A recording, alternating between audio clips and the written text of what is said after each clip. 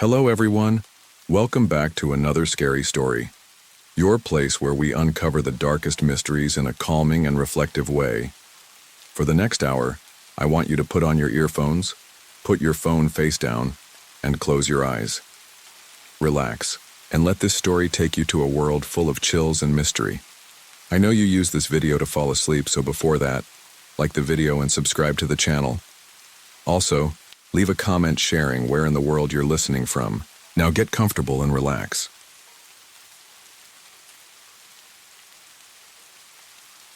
They say the Black Hills used to be gold-rich land, back when men chased fortunes and died with picks in their hands. Now it's just ghosts and junkies. My name's Walt Harlow.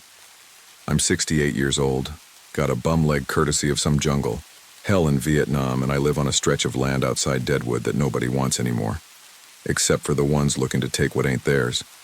I've been out here near 3 decades now. Used to be this place had life in it.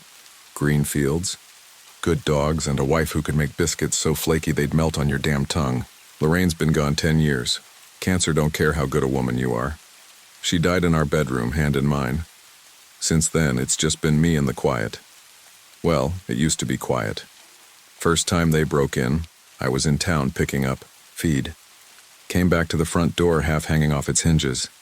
They took my canned goods, some tools. Didn't think much of it. Figured it was a couple of dumb kids screwing around. Second time I was home. Heard 'em out by the shed. Fired a warning shot from my Winchester out the window, didn't even aim. Just enough to let 'em know I wasn't dead yet. They scattered.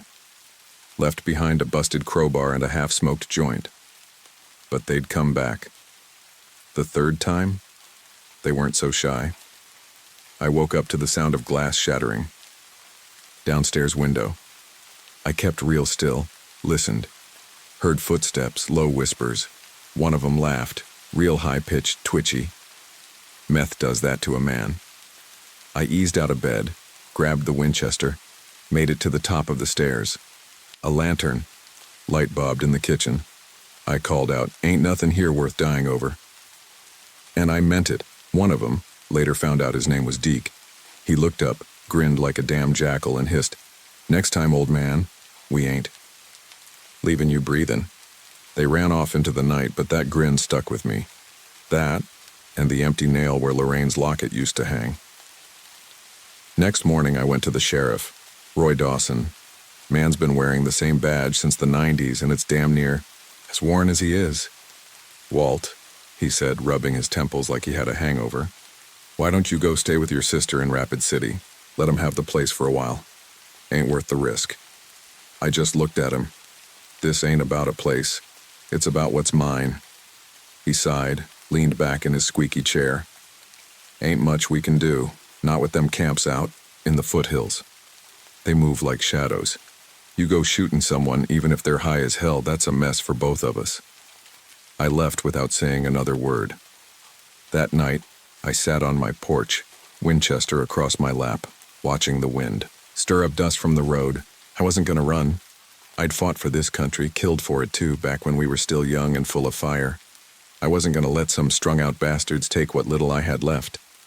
They wanted to fight? I'd give 'em one they wouldn't forget. The day after that talk with Sheriff Dawson, I sat in my old barn for hours, staring at the dust motes dancing in the sunlight, running through every option I had left. The law had given up on folks like me, on land like this. I realized I'd crossed some invisible line somewhere along the way, where people like me stopped mattering. Not rich enough to protect, not poor enough to save. I ain't no hero. Never claimed to be. I was just tired. Tired of being afraid to sleep in my own goddamn bed. So I started thinking like the old Walt, the one who learned how to stay alive in places where the rules didn't mean much. A meat truck came to mind. I got a buddy, Danny Rourke, owns Rourke's Butcher Shop off Main. We served together back in Nam, Mech Infantry. He owed me more than a few favors. I stopped by his shop around noon. The place smelled like blood and cold steel. He was working a side of beef with a bandsaw when I walked in. "Jesus, Walt," he muttered, wiping his hands on a bloody apron. "You look like hell." "Gonna need a truck," I told him. He didn't ask why, just handed me a ring of keys and said, Keep it clean. I mean it. I didn't answer. I wouldn't be keeping it clean. That night, I backed the truck into my barn real slow, careful not to let the engine echo too far. It was one of them big refrigerated rigs, thick steel, insulated walls, heavy doors that swung shut with a thud you felt in your chest. Cold as a morgue when it ran, but I wasn't planning on using the cooling system. I set the scene like a stage. Lantern hung from a nail in the rafters, soft flickering glow. Placed an old army duffel in the corner, stuffed full of balled-up newspaper and a few beer cans for weight. Left the barn doors cracked, just enough to say, "Here, come, take a look." Then I rigged the truck's back latch with a catch wire, one good pull and it'd lock tight from the outside. Added a chain just to make damn sure. I stepped back, looked at it all. Felt like I was setting a trap for wild animals. And maybe I was. Later, sitting in my truck under the tree line, I waited. Had the Winchester across my lap and a thermos of coffee by my side. The kind of night where the wind moans low like something alive. I watched my breath fog up the window. My heart wasn't racing, wasn't excited, just steady, cold, like the kind of calm that only comes when a man's already decided what line he's willing to cross. It was close to 1 a.m. when I saw movement, 3 shadows slinking low. One of them limped. One had a hoodie with the sleeves cut off, and the last one, the tallest, walked like a man who thought he owned the dark. That was Deke. They moved like they'd done this 100 times. Didn't even hesitate. Saw the light in the barn and grinned. Real hyena shit. Deke gestured and the other 2 slipped in through the doors, flashlights bobbing. Deke paused, looked around. Maybe he felt something. Then he went in after them. I gave it 10 seconds. Enough time for the bait to do its job. Then I stepped out the truck, real quiet, boots crunching on the gravel, and walked right up to those barn doors. I didn't say a word, just slammed them shut and threw the chain across. Clicked the lock. Inside, it took a second for him to realize what had happened. Then the panic hit. They pounded, screamed. One of them tried kicking the side, but those trucks are built to keep meat fresh on long hauls in 100-degree heat. Steel don't give easy. I turned and walked back toward my porch. Didn't look back. Didn't say a word. Just poured myself a cup of black coffee and listened to the sounds of animals learning what a cage feels like. The screaming didn't start right away. At first they banged. Fists, boots, metal on metal. You can hear a lot from that barn, if you're quiet. I sat on my porch with my coffee and listened. The mug was warm in my hands. Steam curled off the top, mixing with the cold night air. Everything else was still. Then came the voices. "Hey! Hey! Let us out!" "Old man, you better let us out. Right now." "Deke, what do we do?" They shouted, cursed, tried pleading, tried threats. That first hour they were loud, like cornered animals still thinking they had a chance. But I knew that kind of fear. I'd seen it before, in the jungle, when a man stepped on the wrong bit of earth and heard that soft click of a buried mine. There's a particular kind of silence that follows, not from peace, but from realization. Around 3 a.m., they quieted down. Maybe they thought I'd gone to sleep. Maybe they thought they could wait me out.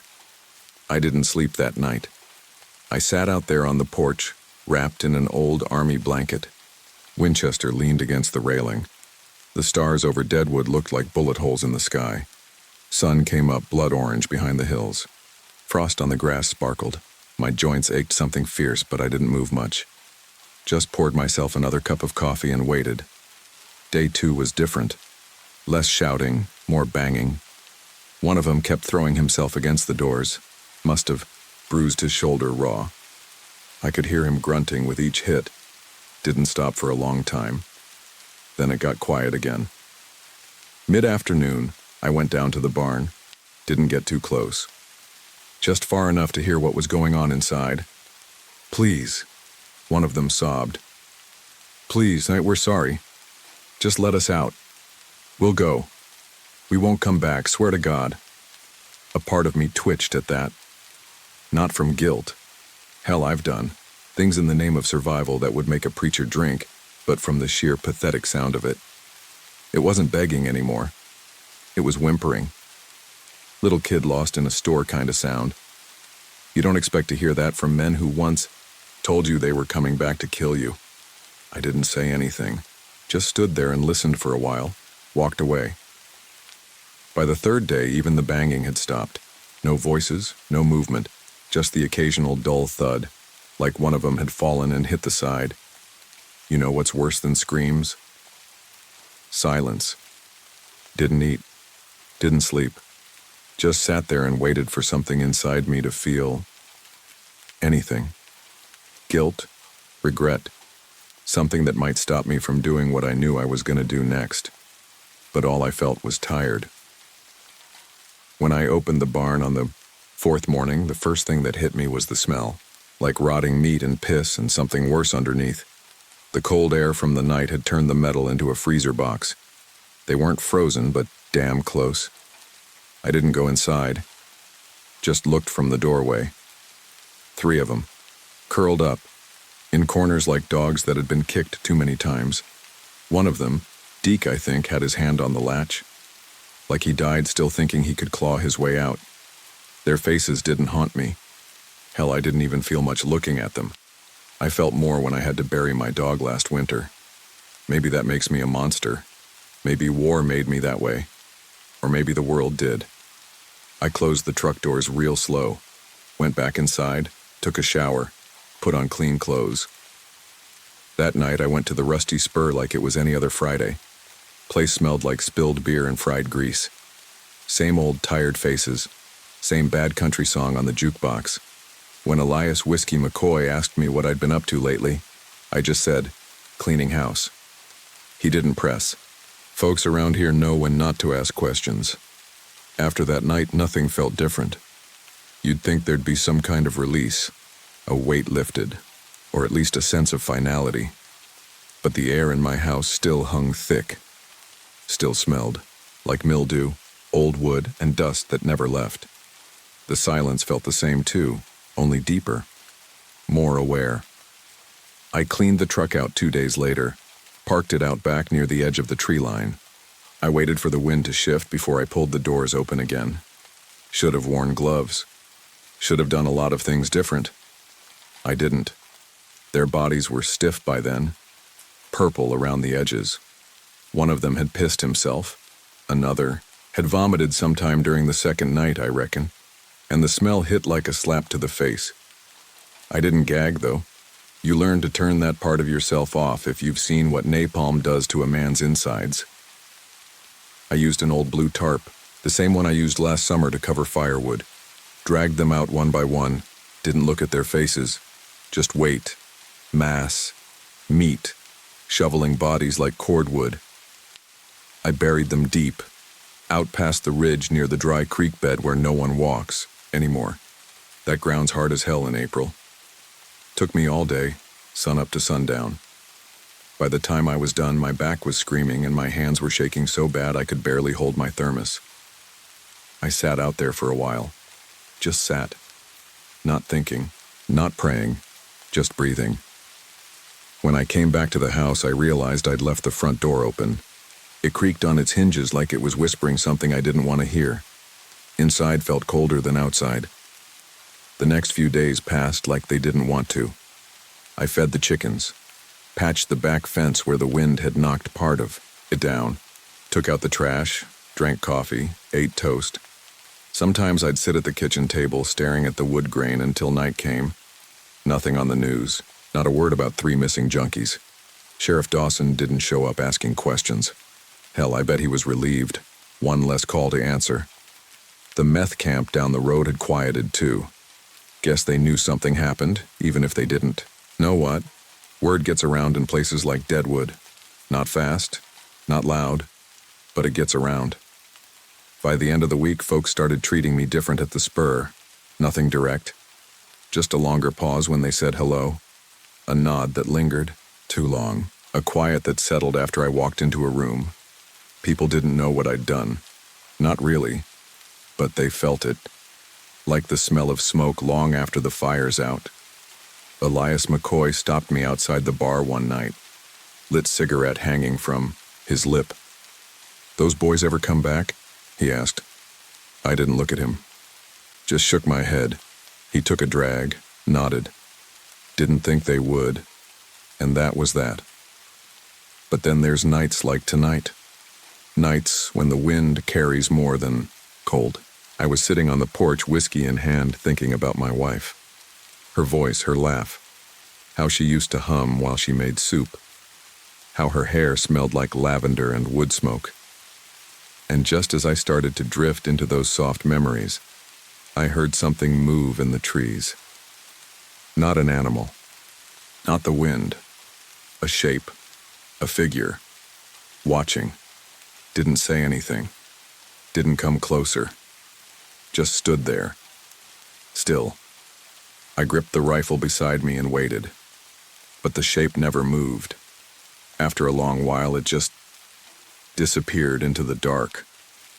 Could have been my mind, could have been the weight of what I buried, or maybe it was something else.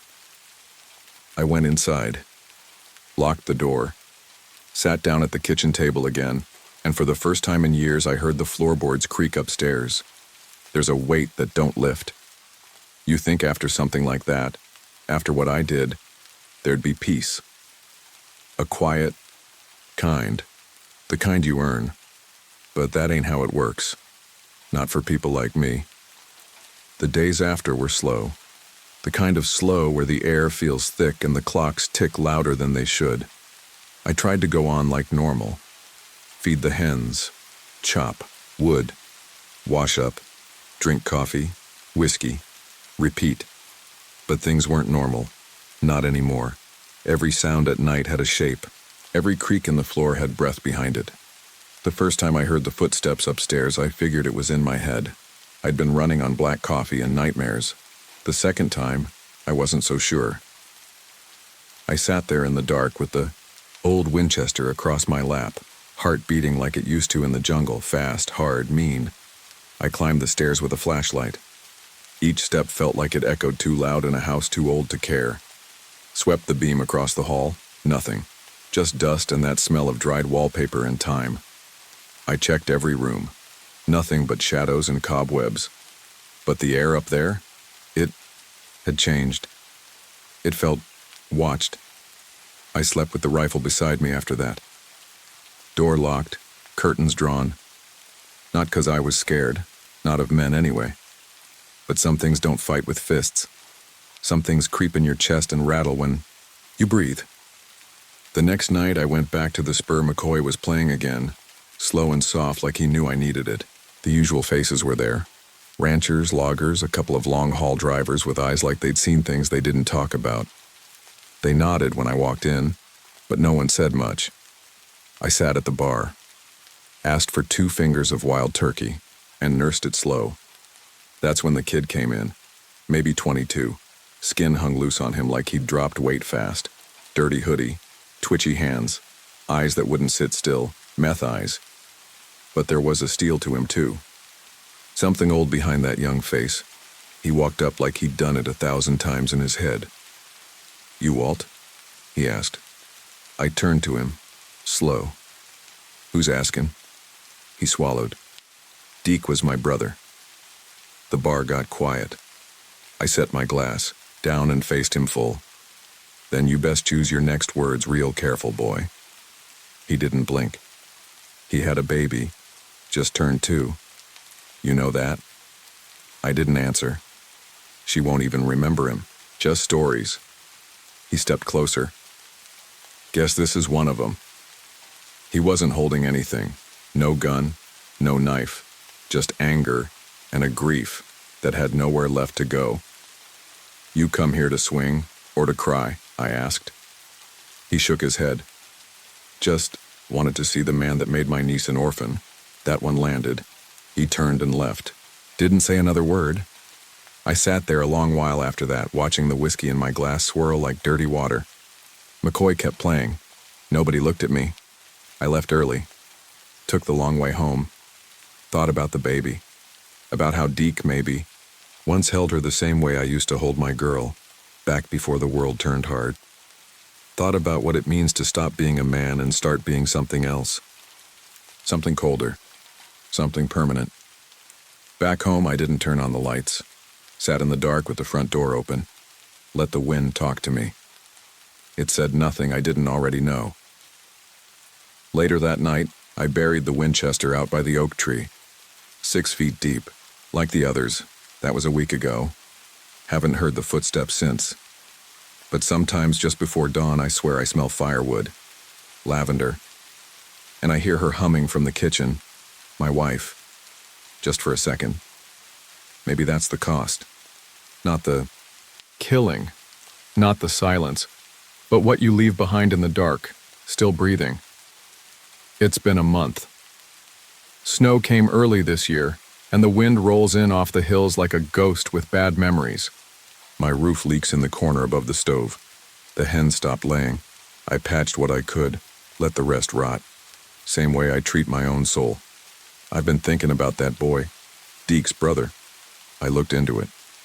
Drove down to the gas station, where the meth heads hang around out back like wolves without teeth. Asked around. Got a name, Jesse. Found out he moved to Belle Fourche. Took the baby girl with him. Got clean or trying to. Guess he wanted to outrun the shadow I left. I keep seeing her face, though. The girl. 2 years old. Doesn't even know she's carrying around a ghost. I'd been staring out the window that morning, watching fog roll. Over the pasture when I saw him. Headlights crunching slow up my gravel drive. It wasn't the sheriff, it was Jesse.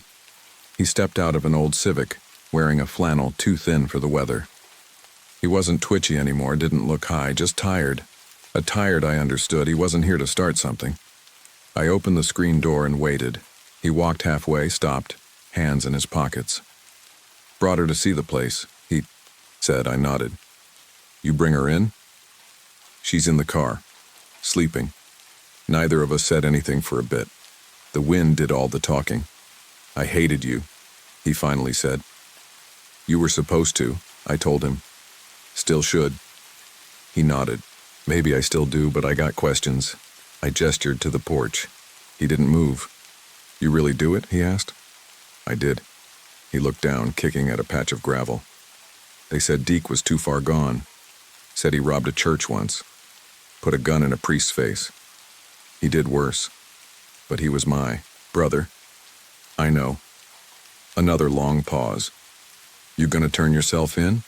He asked. No. You think you'll get away with it? I looked him square. Ain't nobody gets away with anything, son. Not really. We all carry it. Some just carry quieter. He looked out at the barn. I saw the flicker of understanding cross his face, a piece of the puzzle sliding into place.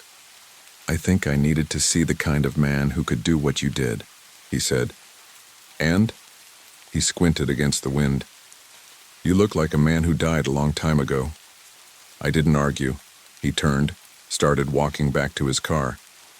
Before he got in, he looked back. She deserves better than any of us, he said. I'm gonna try. I nodded once. Good. He drove off slow. Didn't look back again. I stood there until the taillights were swallowed by the hills. That night I sat at my wife's old vanity and opened her drawer. Took out the music box she used to wind before bed. Still worked. That little ballerina spun around, delicate and broken, just like always. I lit a fire. Took out my box of medals, mine and my grandfather's. The Purple Heart, the Silver Star, the one they gave me after that jungle ambush in '69. I laid them on the table one by one. Then I took my wife's locket, the one those boys stole, and I got back too late to matter and set it on top. When the fire burned low, I tossed them in, every last one. Watched the past melt into black. In the morning, I wrote a letter. Just a few words. Jesse, I won't be here much longer. Maybe not today, maybe not next week, but soon. Keep her safe. Be better than us. Walt, I sealed it and drove it to the spur. Asked McCoy to mail it if I didn't show for a while. He didn't ask questions. Just nodded. I went home, fed the hens one last time, gave them extra corn. Then I walked out into the field, past the oak where the Winchester sleeps, and I laid down. Didn't bring a gun. didn't need one. The sky above was a soft gray like an old blanket. The clouds moved slow. I closed my eyes, didn't dream.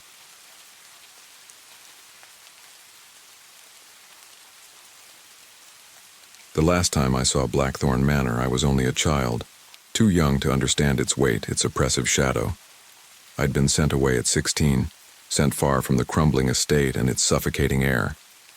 My grandmother, Isabel, had always been a figure I admired from afar, her distant eyes and enigmatic presence more of a fairy tale legend than reality.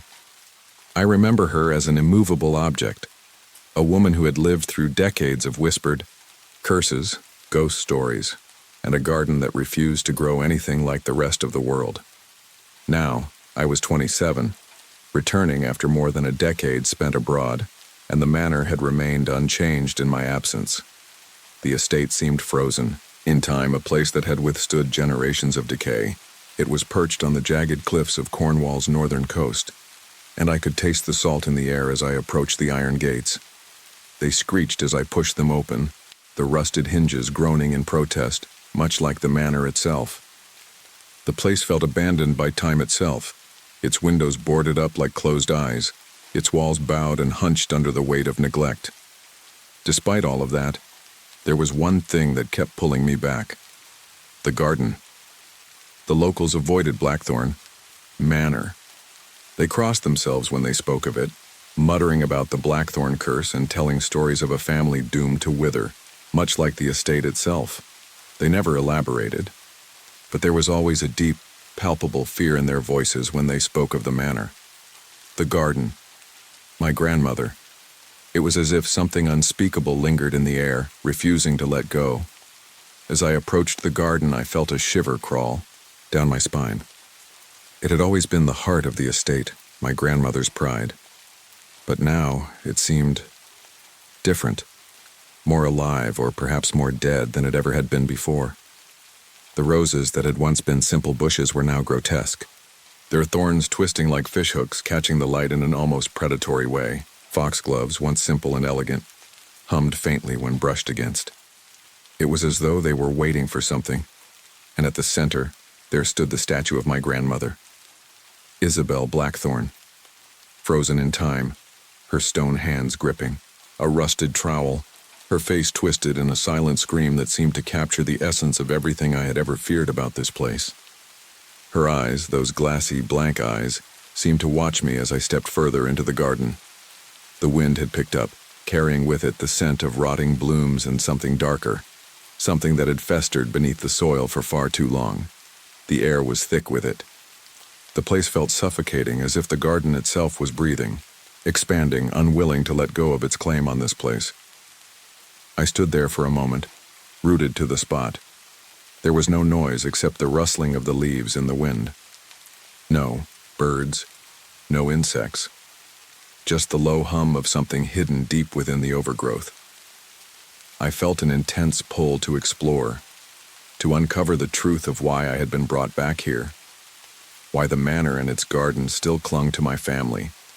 I could feel my grandmother's presence all around me, her legacy, her obsession with the garden. This was where she had spent her final years, nurturing it, tending to it as if it were her only child, her only connection to the world. But as I approached the overgrown path, my steps heavy, I could not shake the sense that something was watching me.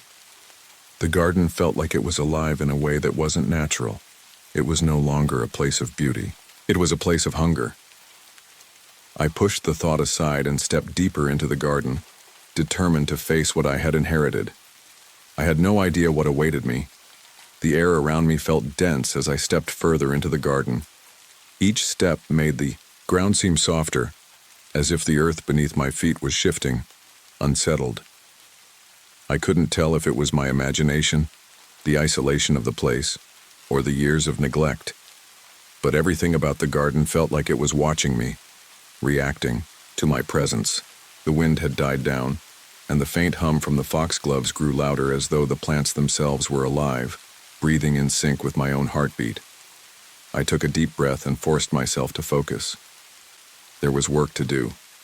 Too much to confront, too much to ignore. My grandmother's estate, her legacy, it was all in my hands now for better or worse. If I was going to keep this place, to keep what little remained of the Blackthorn name, I had to get to the bottom of what had been left behind. My eyes kept drifting back to the statue of my grandmother at the center of the garden. She had always been a fixture of Blackthorn Manor, but now she seemed different, more alive. The stone was weathered and chipped, but it wasn't the usual erosion that marked it. It was something else, something almost purposeful. The cracks in the stone looked like veins, thin threads of root-like patterns creeping along the edges. Her face, frozen in a scream, seemed to twist more as I stared at it, as though I could feel her reaction to my presence. It wasn't comforting. Forced my gaze away from the statue and looked around. The garden was a tangle of overgrowth, but I could still make out the remnants of the paths and flower beds that had once been meticulously organized. There were roses, their vines so thick and twisted that they looked more like barbed wire than plants. As I stepped closer to them, I noticed the thorns, long and jagged like fishhooks, glistening in the fading light. The petals, once vibrant and beautiful, were darkened now, the red of the roses tinged with an unnatural black at their edges. I took a hesitant step forward and brushed a hand against one of the vines. A sharp, stinging pain shot up my arm, and I pulled back immediately, my hand trembling. The thorns hadn't just pricked my skin, they had gripped it, pulling at my flesh with an almost unnatural force. It felt as though the plant had known, had welcomed my touch as something familiar. I winced and looked down at the small trickle of blood that had already begun to pool at my wrist. It was a strange, haunting sensation. This feeling of being touched by something that shouldn't be alive. It was like the garden itself was a predator, watching me and waiting. I shook off the feeling, determined not to be intimidated by my own family's legacy. There had to be something here, something that would explain the garden's unnatural pull, its strange sentience. I moved deeper into the thicket of plants, pushing past the twisted vines and flowers that had overrun the once beautiful landscape. I had to keep going. That's when I noticed it. The trail. It wasn't a regular path, not like the ones I had walked on before. It was a trail of moss, red and pulsing, that seemed to throb with a life of its own. It wasn't just the color that caught my attention. It was the way it moved. The moss shifted and curled like it was aware of my presence, following my steps in a synchronized rhythm. It was as though the earth itself was trying to guide me somewhere, pulling me toward something hidden, something buried. I couldn't help but follow it. My curiosity overpowered my hesitation as I carefully stepped along the trail. The pulsating red moss seemed to open up a path before me, guiding my every movement. As I walked further, the air grew thicker, denser, as if the very atmosphere was closing in around me. The smell of decaying flowers mixed with something fouler, something metallic. I could taste it on the back of my tongue. The moss led me to an old greenhouse, its glass panes blackened with dirt and grime. The structure looked like it had once been beautiful, a place of sanctuary and order amidst the chaos of the garden. But now it seemed more like a tomb. The glass was cracked in places, its frame twisted and bent, as if something had been pushing against it for years, struggling to break free. The air around the greenhouse felt colder, and the smell grew even stronger. I approached cautiously, my heart racing in my chest. What had happened here? What was this place? I ran my fingers along the rusted handle of the greenhouse door, the metal cold under my touch. With a deep breath, I pulled the door open, the sound of creaking hinges filling the air. Inside, the air was still, stagnant. It was dark, the faint light from the garden outside barely filtering in through the dirty glass. As my eyes adjusted, I could make out rows of plants, their twisted forms crowded against the shelves. And there, in the center of it all, was something far worse than I expected. A series of clay pots, each one filled with a dark, writhing mass of roots, soil, and something that looked like blood. The plants themselves weren't regular flowers. They had long, twisted tendrils, and their petals were a deep, dark red, almost black. I stepped forward, my breath caught in my throat. Something in the back of my mind screamed for me to turn around and leave, but I couldn't. The plants, whatever they were, seemed to whisper in the silence. I had no words for the feeling that washed over me. It wasn't just curiosity anymore. It was dread. This wasn't just a garden. This was something else, something much darker. I glanced around the greenhouse, and that's when I saw it. A journal, tucked away on a shelf, stained with something dark. My grandmother's handwriting was unmistakable. I reached for it, trembling, and as I flipped through the pages, I began to understand: feeding the soil. The price of perpetual bloom. But the last entry stopped me cold. It was hastily scrawled, as if she had written it in a panic. They are hungry. They remember her. Her? My heart skipped a beat. Who was she? What had Isabel done to the garden? And then, just as I was about to turn the page, the whispering started again. But this time, it wasn't just in the air. It was in the soil. It was in the roots of the plants, their tendrils moving like they were reaching for me. I had to get out of here. I had no idea how long I had been standing there, clutching the journal in my hands, frozen in place by the creeping terror that threatened to swallow me whole. The whispering from the plants was growing louder now, a faint hissing sound as though the earth itself were speaking, urging me to stay, to listen, to give in. I felt a cold draft rush over me, and for a moment it felt like the entire greenhouse was breathing, exhaling a breath too heavy to ignore. I had to leave. With trembling hands, I slammed the journal shut, the weight of it almost too much to carry as I stumbled backward toward the door. But the moment I moved, the whispering stopped, leaving an unsettling silence in its wake. I paused, trying to steady my racing heart. The air was still cold, but the tension had lifted, if only for a moment. I took a deep breath, my chest tight with anxiety, and stepped back into the garden. The thick, pulsing red moss seemed to follow me, the ground soft and damp beneath my feet. I was breathing too fast. My thoughts were scattered. What had I just uncovered? What had my grandmother been involved in? And why did the plants feel alive? I had to get away to clear my head, but the pull of the garden, of the estate, was relentless. I felt like I was suffocating in it. I looked up and blinked, my vision swimming for a moment as though the world itself had shifted out of focus. When the haze cleared, I saw her. Isabel. She was standing just beyond the tree line, kneeling among the nightshade, her back to me. I could barely make out her figure in the dimming light, but there was something about the way she moved, or rather didn't move, that struck me. Her body was unnaturally still, too rigid, and yet the moment my eyes caught her form, I felt a wave of nausea wash over me. There was something wrong with her, something off about the way she knelt, hunched over, whispering to the earth. For a split second I thought I was imagining it, that the garden had driven me into some sort of delirium, but then she shifted. It wasn't just a movement, it was as though she moved without moving, her form bending in an unnatural way. Her body jerked toward me with a suddenness that sent a chill down my spine. Her hands, once resting in the dirt, shot upward, fingers splayed wide as though reaching for something. And then her head tilted. No, it snapped to face me. Her lips were sewn shut, with thorny vines. The sight of it was enough to send my pulse into overdrive. My grandmother, the woman I had come to understand as the matriarch of the Blackthorn family, was no longer the person I remembered. She was something else.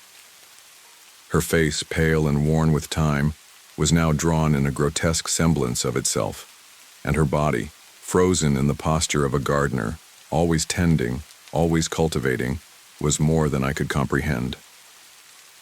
I blinked, and she was gone. I stood there, my heart pounding in my chest, every breath coming in shallow gasps. The space where she had knelt was empty, just a tangle of nightshade, nothing more. My knees buckled beneath me as I collapsed onto the soft, damp earth. I wanted to scream, to run, but my body refused to obey. It was as if the garden had already claimed me, rooted me in place like one of its own plants. I managed to push myself upright and stagger back toward the manor, my thoughts a whirlwind of confusion. I had seen something, no, felt something, deep in my gut. My grandmother, or what she had become, was not part of this world anymore.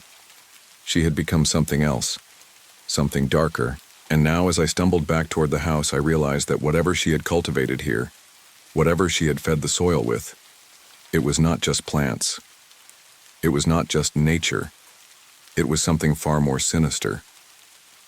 I hurried toward the front door of Blackthorn Manor, my hands shaking as I fumbled for the key. The garden, the statues, the greenhouse, all of it felt like a living, breathing entity now, something I couldn't escape from no matter how hard I tried. I needed answers. I needed to understand what had happened here. But as I unlocked the door and stepped into the dim hallway, the hairs on the back of my neck stood on end. The house, much like the garden, felt as though it was waiting for me, its walls pressing in around me like they were closing off the exits. The air smelled stale, filled with the scent of old wood and decay. The sound of my footsteps echoed in the empty hallway. But there was something else, too. A soft, almost imperceptible whisper, like a breeze brushing against the walls. I turned, the corner, and my eyes fell on the portrait of Isabel Blackthorn, the woman I had always known as my grandmother. But this time, the picture seemed to move. Her painted eyes followed me as I crossed the room. It was subtle at first, but the longer I stared at her, the more her eyes seemed to track my every movement, watching me, judging me. I couldn't shake the feeling that the house itself was alive with something ancient and hungry. I shook my head, trying to clear the growing sense of unease. I needed to focus. I needed to find out what my grandmother had done, what she had become. But the longer I spent in Blackthorn Manor, the more I realized I might already know the answer, and it terrified me. I couldn't escape the feeling that the manor was alive. Every step I took seemed to echo through the empty halls, the creaking wood beneath my feet groaning as though the house itself were stretching, waking from a long slumber. I could feel the weight of the place bearing down on me, the dust and the decay, but more than that, the history. Blackthorn Manor was more than just a house. It was a tomb, a place of secrets, buried beneath the layers of time, soil, and memory. Made my way to the library, a room that had once been my grandmother's sanctuary. The shelves were filled with books, some tattered, some perfectly preserved. The leather-bound spines seemed to shimmer faintly in the low light. But there was something about the room that unsettled me. The air here was heavier, thicker, as if the dust hadn't just settled. It had grown here, part of the very fabric of the walls. I reached for one of the books closest to me, its cover faded but the title still legible, Flora of the British Isles. I knew my grandmother had a deep fascination with plants, especially rare and unusual species. She'd often speak of the garden with reverence, even obsession, as though it held the key to something she couldn't quite explain. But I had never truly understood her passion. Never before had I realized just how deeply she had delved into the darker side of nature. I thumbed through the pages, looking for some clue, some insight into her research, but found only botanical drawings, illustrations of flowers, vines, and plants I recognized from the garden. But then, near the back, I found something unusual, a folded piece of paper tucked between the pages. It was old, yellowed, with the edges frayed, like it had been hidden away for years. I unfolded it carefully, and my stomach turned as I read the words. It was a list. My grandmother's handwriting, each word meticulous but increasingly erratic. The garden must be fed. Feed the soil and the flowers will grow, but the soil is always hungry. I am the keeper, the cultivator. To stop feeding it is to stop life. The roses, they need sorrow. The dahlias, they thirst for secrets. They drink from the well of the forgotten, of those lost to time. I have given it my blood. I have given it my life. I could feel the blood draining from my face as I read. My hands shook, the paper crinkling beneath my fingers as the weight of her words settled over me. It was clear now this wasn't just a garden. It wasn't just a hobby or a collection of plants she had carefully curated over the years. She had been feeding it. She had been nurturing something much darker than I could have ever imagined. My grandmother wasn't just a gardener.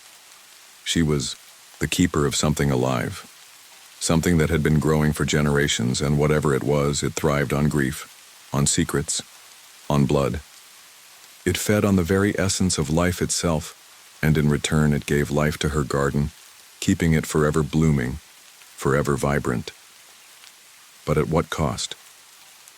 I stood there in the library, the weight of the revelation pressing down on me. My grandmother had sacrificed for this. She had cultivated it with her own blood, her own memories. And I, now that I was back, had become part of it. My blood was in the soil, my family's secrets feeding the plants that grew in the garden. The hairs on the back of my neck prickled as a thought crossed my mind. Was that what I was? Was I just another offering, another layer of sacrifice for the garden that had never stopped growing? I turned to leave the room, my mind reeling, when I noticed something out of the corner of my eye. The door to the back study, another room I hadn't been in since I was a child, was slightly ajar. I hadn't noticed it before. It had always been locked, forbidden, my grandmother's private space. Something compelled me to go toward it, and as I pushed the door open, I was met with an overwhelming smell. A mix of earth, rot, and something bitter that burned the back of my throat. The room was dark, the curtains drawn, and for a moment, I thought it was empty. But as my eyes adjusted to the dim light, I saw her, Isabel Blackthorne. She was there kneeling on the floor, her back hunched, her fingers splayed wide in front of her. The figure was so lifelike, so still, that I had to remind myself that she had been dead for over a decade. But the more I stared, the more I realized she wasn't dead. Her body was still alive, somehow preserved in the room, hidden away from the rest of the world. The same figure I had seen earlier in the garden, sewn lips, twisted form, now looked even more like a thing than a person. She wasn't alive in any traditional sense, but she was moving, her body still shifting and bending unnaturally, her limbs too long, too thin, like they were being controlled by something else. Her head turned toward me, slow and deliberate. Her eyes, those cold, glassy eyes, locked onto mine. The silence was suffocating, and the only sound in the room was the faint rustle of her clothes as she shifted. The moment we made eye contact, I knew. She saw me. I had been foolish to think I could escape. There was no leaving Blackthorne Manor. No leaving the garden. It was in my blood now, just as it had been in my grandmother's. The garden would never let me go. "You've come home," Isabel's voice rasped, her lips barely moving as the words escaped from between the stitches in her skin. "The garden always claims its keeper." I took a step back, but my feet felt heavy, like the floor beneath me had turned to mud. My pulse was pounding in my ears. This wasn't just a nightmare. This wasn't a story I could run from. The truth was too dark, too real. I was part of the garden now. The realization was like ice in my veins, the weight of it almost too much to bear. I couldn't move. My body felt rooted to the spot, trapped by the overwhelming presence of my grandmother, or what had become of her. Her eyes, those hollow, glassy eyes, kept watching me, unblinking, as her body shifted in the shadows of the room. The air around me thickened, and the scent of decay intensified, mingling with the earthy undertones of the soil that had seeped into the walls. It was as though the entire room was a part of the garden, and the garden itself had spread its tendrils into every corner of the manor. I tried to speak, but the words wouldn't come. My throat was dry, constricted. I could only stand there, paralyzed, watching her. She tilted her head slowly as though studying me, appraising me. She had been waiting for this moment, waiting for me to return. I thought back to the journal I had found, the cryptic, disturbing entries about feeding the soil, about perpetual bloom, the roses, the dahlias, the nightshade, the plants that had fed on grief, on secrets, on memories. It wasn't just a garden. It was a vessel, a trap. And now I realized with horrifying clarity that I had always been part of it. My blood, my family's history had been absorbed by the garden, nurtured by the curse that had held Blackthorne Manor in its grip for generations. I tried to tear my eyes away from Isabel's form, but the pull was too strong. There was something hypnotic about her presence, something that compelled me to stay to understand. She had become part of the manor, part of the earth beneath it. Her skin, if it could still be called that, was a patchwork of old, dry veins and bark-like patches that twisted in the dim light. Her body, no longer flesh and bone, seemed to be rooting itself into the very foundations of the manor. She was connected to it. The house, the garden, the land, it was all one, an organism that thrived on blood and memory, on the blackthorn. I felt an impulse to run, to escape, but the more I tried, the heavier the air became. The walls seemed to close, in the very fabric of the house shifting around me. I knew deep down that I had been brought here for this. For this moment I was never meant to escape. The garden calls for its caretaker.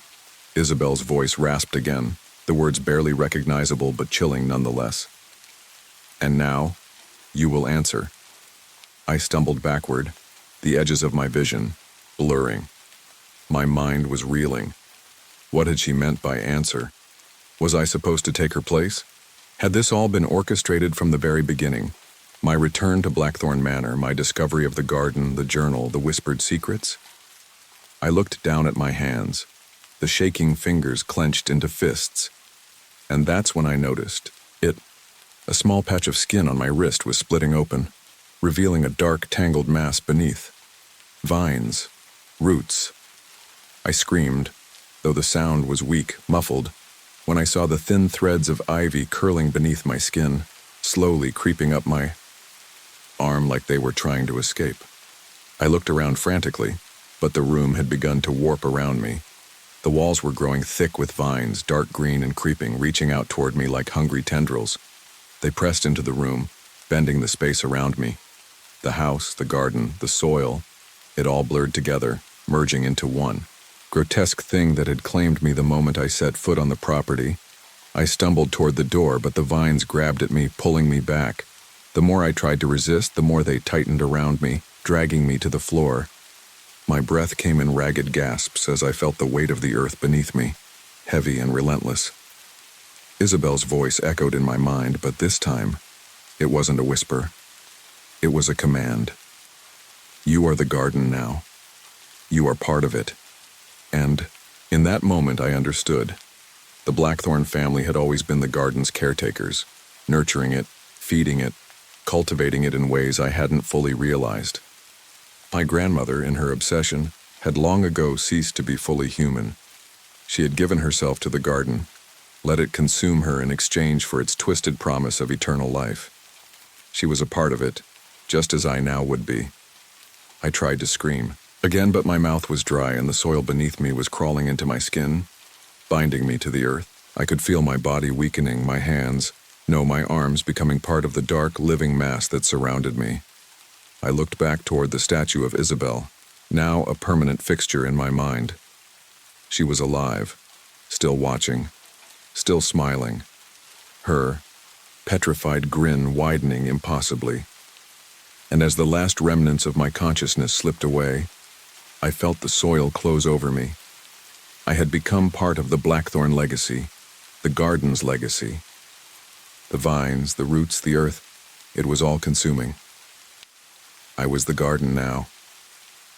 As the years passed, the locals swore they saw Eleanor Blackthorn kneeling among the blooms at dusk, her skin now covered in ivy, her mouth full of dirt.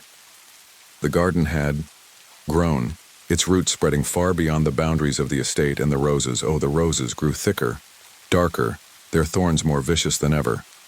But the statue of Isabel Blackthorn, frozen in her eternal scream, now stood beside the garden's entrance, and it was smiling.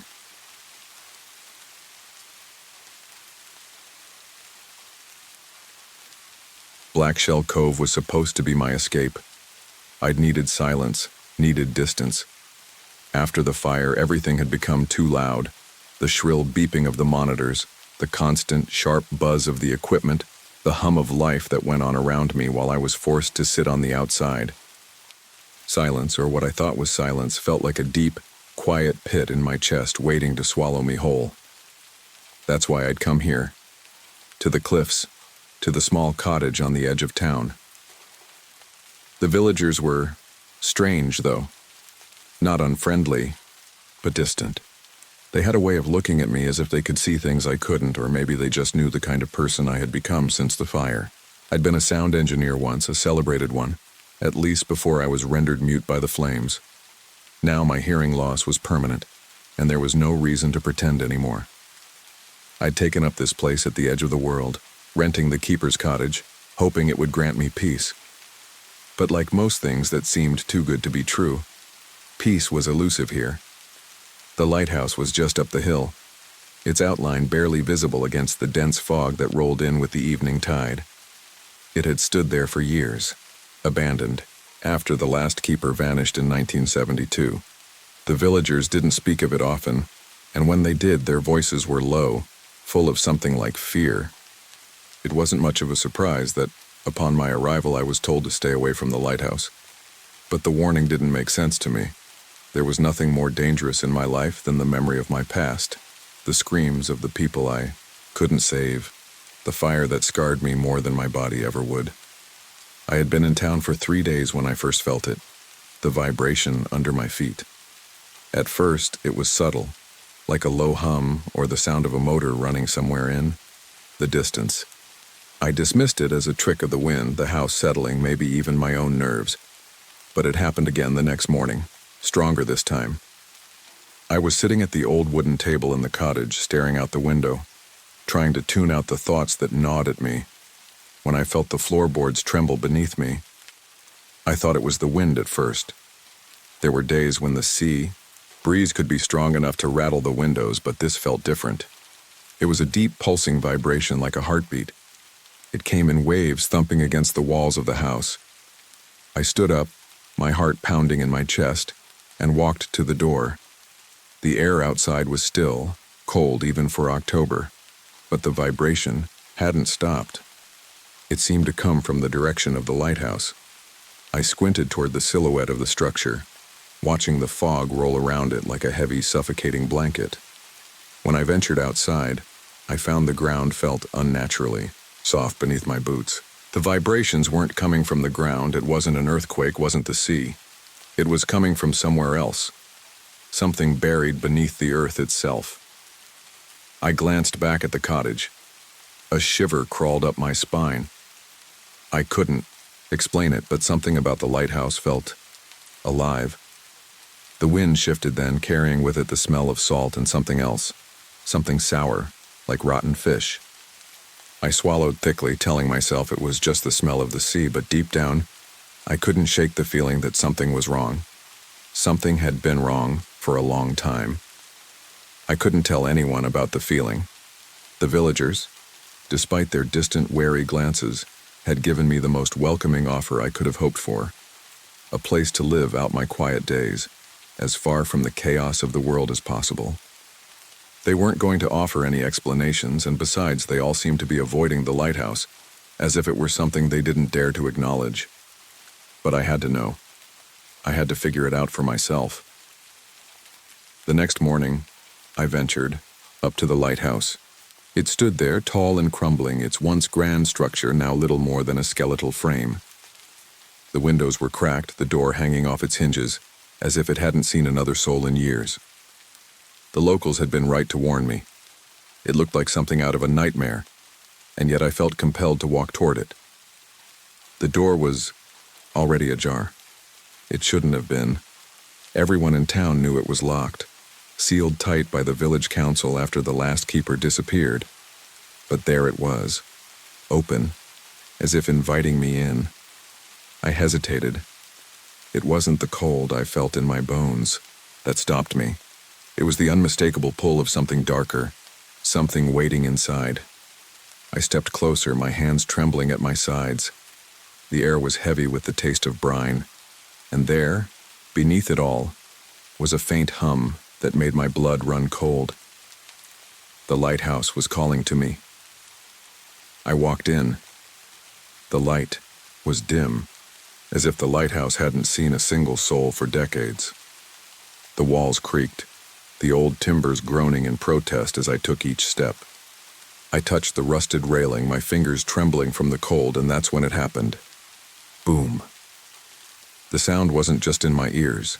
It vibrated through my chest, through my entire body. The noise of it slammed into me like a wave, knocking me backward, and I hit the floor hard. My ears didn't ring like they used to, but my body felt the shock of it, the vibration crawling through my limbs, my teeth rattling in my skull. The lighthouse seemed to breathe, as if it had been alive, all these years waiting for someone like me to come. I tried to rise, to regain my footing, but the walls around me shuddered. The air smelled like rot, thick and overpowering. And the hum, it was louder now, surrounding me. I staggered to my feet and turned to leave, but something caught my eye. In the darkened corner of the lighthouse, the shape of someone, was moving. It was tall, too tall for a man, its limbs contorted in unnatural angles. I froze, my heart hammering in my chest. But before I could take another step, the door slammed shut behind me, locking me inside. And that was when I heard it. Soft, distant at first, but growing louder. A voice, or maybe many voices. They were singing. The sound was incomprehensible at first, but slowly, as I stood frozen in place, it began to form words. Words that I couldn't understand, not with my ears, but with something deeper. It was as if the song was meant for me, calling me, urging me to listen, to stay. Then the floor trembled again, and the lighthouse itself groaned under the weight of something ancient, something alive. The singing grew louder, more insistent. I ran. The next few days passed in a blur of discomfort and dread. I couldn't shake the feeling that something had shifted within me after that night at the lighthouse. The hum, the voices, the pressure in my skull, they were there, constantly in the back of my mind, like a tune you can't forget no matter how hard you try. I didn't want to go back to the lighthouse, but the memory of those voices kept pulling at me. It was as though the lighthouse had marked me, branded me with something only it could see. I had stayed up most of the night trying to make sense of what happened. The hum, the vibrations. It felt like my body had been connected to something far older than I could understand. The walls had moved, the floor had shaken, and the door had slammed shut with a force I couldn't explain. It wasn't just a physical sensation. It was something deeper, more primal, like the lighthouse was alive in a way I couldn't fathom. The next morning I went into town. I needed to talk to someone, to make sense of it all. But the villagers, they were different. They looked at me as though I was the one out of place, as though I had become part of something that shouldn't exist. They didn't speak to me directly, but their eyes followed me with a quiet wariness, like they were waiting for something I didn't understand. I tried to ignore it. I wasn't going to let the fear of something I couldn't see control me. I needed answers, and the only person in town who might have them was old Finn. Finn was the town's last drunk, a relic from a bygone era. He'd lived in Blackshell Cove longer than anyone could remember, and despite his ramblings and the smell of whiskey that clung to him like a second skin, there was a quiet intelligence behind his glassy eyes. He had seen things, or so the rumors went. People said he had been around when the last keeper disappeared, and his stories about the lighthouse were enough to make anyone avoid the place. I found him outside the village pub, sitting on the weathered bench with a half-empty bottle in his hand. The sky was overcast, as it often was in this town, and the saltwater air carried with it a sense of weight, as though the entire world was holding its breath. "You're still here," I said, approaching him cautiously. Finn didn't look up, at first his gnarled fingers playing with the bottle's label. Then he slowly raised his eyes to meet mine. They were dull, but there was something in them, something that reminded me of a time when he was a man who had lived through more than most. When he finally spoke, his voice was low and rough, like the stones in the harbor. "They want you to stay," he said, his words thick with something I couldn't place. "You've felt it, haven't you?" I froze. He wasn't asking for an answer, he already knew. I nodded, though I wasn't sure I could form words in response. I wasn't sure I even knew what to say. The lighthouse. It doesn't just call anyone, Finn continued, his eyes narrowing as he studied me. It picks its keepers. They get inside your head, inside your bones, like a sickness. It's been like that for years. People come, they go, but the lighthouse stays, always. I shuddered, a cold dread creeping up my spine. I didn't need him to explain what he meant. I could feel it in my bones. The weight of the place, the sense of something pressing against me from the inside. But still, I asked, why? Why does it do that? Finn's lips twitched, almost as if he was going to smile, but the expression died before it could form. He put the bottle to his lips, took a long drink, and then pulled it away, wiping his mouth with the back of his hand. They need ears, he said, his voice barely above a whisper. It's not just the light they're after. It's the sound. The voices, the ones you heard. They're trapped in the walls of that thing. The keeper's supposed to listen. You hear them. You become them. The gravity of his words settled over me, a suffocating weight. I tried to speak, but my throat had gone dry. I couldn't breathe properly. I wasn't sure if I wanted to hear more, but something inside me urged me to ask. Who were they? The ones, the voices? My voice cracked, and I hated how weak it sounded. Finn's gaze darkened, and for a moment I thought he might just get up and leave me there. But he didn't. Instead, he leaned in, his breath smelling faintly of rot and alcohol. 80 men, he muttered. The Morning Star. The ship that sank just off the rocks. They went down in 72, all of them. No one knows exactly what happened, but the seas never let them go. And neither has the lighthouse. It's got their voices, their souls, their hunger. And it'll take yours too if you stay too long, if you listen for too long. I didn't want to ask more. I didn't want to know any more than I already did. But something about the way Finn said it, something about the conviction in his eyes made it impossible for me to ignore. He wasn't speaking in riddles. He was speaking the truth. Or at least, the version of it that lived in his mind. The lighthouse is hungry, he said, his voice so low now I had to strain to hear him, and it always gets what it wants. I didn't know what to say. He wasn't the kind of person you argued with, especially when he spoke with that much certainty. I stood there, the weight of his words pressing on my chest like an iron hand. I felt as though the lighthouse was already reaching out for me, its cold fingers curling around my ribs, pulling me back toward it. I wanted to leave. I wanted to pack up and go back to a life that made sense, a life that didn't involve haunted lighthouses and drowned men's voices. But the truth was, I couldn't. I couldn't leave. Not when I'd already heard them. The voices. I left Finn then, not sure what I was running from, but knowing I had to go. I had to find out if it was true, if the lighthouse had already marked me, if I could ever escape it. I didn't look back. The storm had started by the time I reached my cottage, the wind whipping against the windows with an almost ferocious intensity. It was the kind of storm that felt alive, as if the sea itself had come to claim the land. I locked the door behind me, pulling the curtains shut, but there was no escaping it. The hum was already there, buzzing in the walls, just beneath the surface. I could feel it in my bones. And the voices, they were louder now. The storm came without warning. I had heard the wind rising, felt the air thickening around me, but I didn't expect it to be this vicious. It was a force that seemed to have no beginning or end, a relentless pounding that came from all directions. My cottage felt small under the weight of it, and I could hear the slats of the windows rattling, the wood groaning as though the building itself were straining to hold. Together, I stood at the window, watching as the first waves crashed against the jagged cliffs.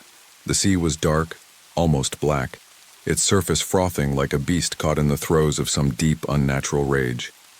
It wasn't just the storm that unsettled me, it was the lighthouse.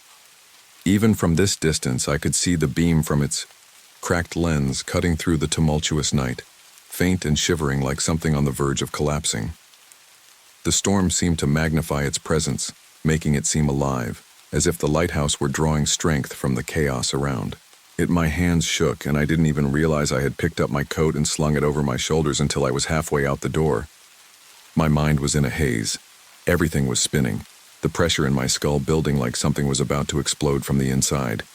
The air tasted like salt and metal, and I could almost hear the hum in the walls, echoing louder now, as if it were calling me. The voices were louder too, faint, distant whispers that teased the edges of my consciousness. I needed to go to the lighthouse. Something in me, the part that was still human, still rational, knew it was the worst thing I could do, but the other part, the part that had felt that strange vibration in my bones, was pushing me forward. It was like an instinct, an unspoken need to understand what was happening to me, to break the silence that had overtaken my mind. The path to the lighthouse was treacherous. The storm had whipped the coastline into a frenzy, and the winds nearly tore the coat from my back. I had to shield my face as I walked, using my hands to steady myself against the gusts that threatened to push me off the path. The village was, behind me now, a collection of vague shapes in the distance swallowed by the storm. No one was around. No one would dare venture out in this kind of weather. The lighthouse stood at the edge of the cliffs, towering like a specter against the chaos. I could feel it calling me, could sense the weight of its gaze even from this far away. The light flickered, casting long, jagged shadows over the rocks. The noise of the storm, the crashing waves, all seemed to fade into the background as I drew closer. Only the lighthouse remained, and the hum that was building louder and louder in my skull. By the time I reached the door, my heart was hammering in my chest. I wasn't sure if it was fear or something else, but I felt like I was being pulled in, dragged toward it. The door of the lighthouse was ajar, creaking on its hinges as the wind tore at it. I didn't hesitate. I stepped inside, and the sudden stillness hit me like a wall. The lighthouse was cold, colder than it had been before. The smell of decay was stronger now, and the walls, those damned walls, seemed to pulse with a life of their own. The hum was everywhere, vibrating the very air around me, thick and suffocating. It felt like the lighthouse had swallowed the storm whole, trapping its fury inside. I stepped forward, my breath catching as I walked into the room. The floorboards groaned beneath me as if the entire structure were alive, groaning in pain. The railing, the one I had touched before, was still there, rusted and sharp, but now it seemed to hum, vibrating beneath my fingertips. I shuddered, but didn't pull my hand away. I couldn't. The voices were clearer now, no longer whispers, but words, coherent, insistent. I could feel them in my chest, vibrating through my ribs. "Help us," they said over and over again. The words were slow, drawn out, like they were struggling to escape, to form. I froze. The floor beneath me seemed to tremble, the air thickening. And then, with a force that was almost too much to bear, I felt it. The hands. They pressed against the walls, cold and clammy, their fingers wrapped in barnacles, their skin slick with rot, their faces pale and bloated, pressed against the cracks in the plaster, their mouths opening in silent screams. My vision swam. The pressure in my skull was unbearable now, the voices reaching a crescendo, each word a scream that seemed to tear through my thoughts. "Don't look," one voice throbbed, louder than the rest. I staggered back, my hands trembling, but I couldn't pull away. The light, no longer a faint glow but a harsh, otherworldly beam, had shifted, now focused on me. The lens, cracked as it was, began to turn. I could feel the heat from the light on my face, but it was wrong, unnatural. It wasn't casting its light over the sea, the place it should have been guiding, but directly into the room. And then I saw it. The faces, those pale, bloated faces, were now pressing through the walls, their eyes wide with pleading, their hands scraping against the stone, trying to get to me. The light seemed to pull them, or maybe it was the other way around. But the sight, the realization, hit me harder than any storm could. The lighthouse wasn't just a structure, it was a trap, a prison for the voices, for the men who had drowned in the morning star. And now, it was trying to claim me. The room tilted. The air became thick, suffocating. The voices, Their screams, their pleas filled the room, wrapped around me. I reached for the door, but it slammed shut before I could touch it. I was trapped, and then I realized they were trying to make me one of them. I couldn't think. I couldn't breathe. All I could hear was the roar of the sea and the pounding of my heart. The voices were growing louder, almost deafening. They were inside my head now. Their touch was everywhere. I had become their offering. The lighthouse was no longer just a place. It was an abyss, a hole that had been waiting for someone to fall into it. I was the one they had chosen, and I could feel myself slipping away, fading into their eternal symphony. As the light flashed one last time, I understood. They didn't just want me to hear them. They wanted me to become one of them. And it was too late to turn back. I don't know how much time passed after that, but it felt like an eternity. The light from the lighthouse, that cold, unearthly beam, had consumed everything around me. The room, once just a shell of crumbling stone and rusted metal, had transformed. The very walls seemed to breathe, contracting and expanding as if they were alive, pulsing with a rhythm I couldn't escape. Every inch of the lighthouse thrummed with the agony of the men lost to the sea, their souls embedded in its structure like parasites, feeding off my fear. The voices grew louder, their words sharp and shrill, clawing their way through the silence. I tried to cover my ears, but I couldn't drown them out. Their voices weren't just inside my head now. They were outside too, in the very air I breathed. They were in the walls, in the floor, in the blood in my veins. They were everywhere. "Help us," they cried. "Don't leave us." Their voices sounded like a chorus of agony, all rising and falling in sync, like the waves crashing violently against the cliffs below. I staggered back from the walls, but it didn't matter. The air felt thick with pressure, as though it were pushing me forward, urging me to stay, to listen, to understand. I could feel my breath growing shallow, my heart racing faster than I could count. I had to get out. I had to escape. But I couldn't move. The air in the lighthouse had turned sticky, suffocating. It clung to my skin, made my clothes feel heavy, my limbs slow. The light from the cracked lens cut through the room like a knife, the beam sweeping over me, its harsh glow searing my vision. I raised my hands instinctively, trying to shield my face from the blinding light, but it only grew brighter. The more I tried to block it, the stronger the light became. I couldn't see. I couldn't breathe. I was suffocating in their presence, drowning in their voices. Suddenly, I felt a cold touch, like ice, like death itself. It gripped my wrist, pulling me toward the center of the room. I cried out, my voice lost in the cacophony of drowned men whispering, screaming.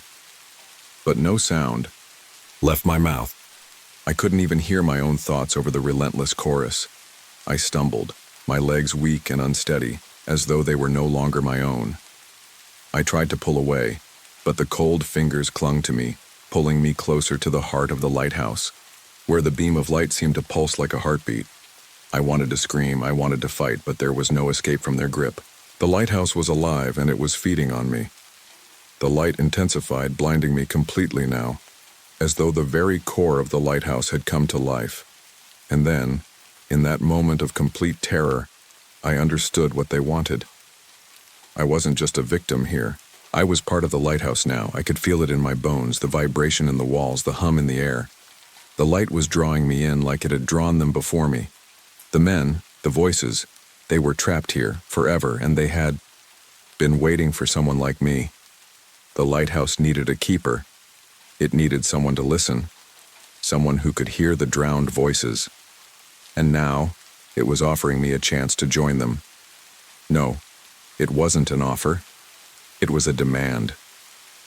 My mind screamed for escape, but my body was numb, my hands trembling as I tried to pull away. I could see the walls closing in on me, the hands pushing through the cracks, reaching for me. The fingers were long and wet, dripping with seawater, their skin wrinkled and gray. Their faces pressed against the walls, eyes wide with desperation. their mouths open in eternal screams that never broke the silence. I turned my head trying to look away, but it was useless. The walls were no longer walls. They were doors, doors to a place I didn't want to go. And the lighthouse? It was no longer just a building. It was a prison. The men were not just souls trapped here. They were the lighthouse itself, and now, so was I. I collapsed to my knees, the cold floor beneath me sending shocks of ice through my body. I could feel the weight of their eyes on me, the cold hands pulling me in. I looked up, and for the first time, I saw the faces clearly, the faces of the men who had drowned in the Morning Star. They weren't just victims. They had become part of the lighthouse, part of the thing that had been waiting for a new voice, a new keeper. And then, from the darkness behind me, I felt it. A cold, wet breath against my neck, as if something had come up from the deep, from the very depths of the sea to claim me. I knew then that I was no longer just a visitor in this place.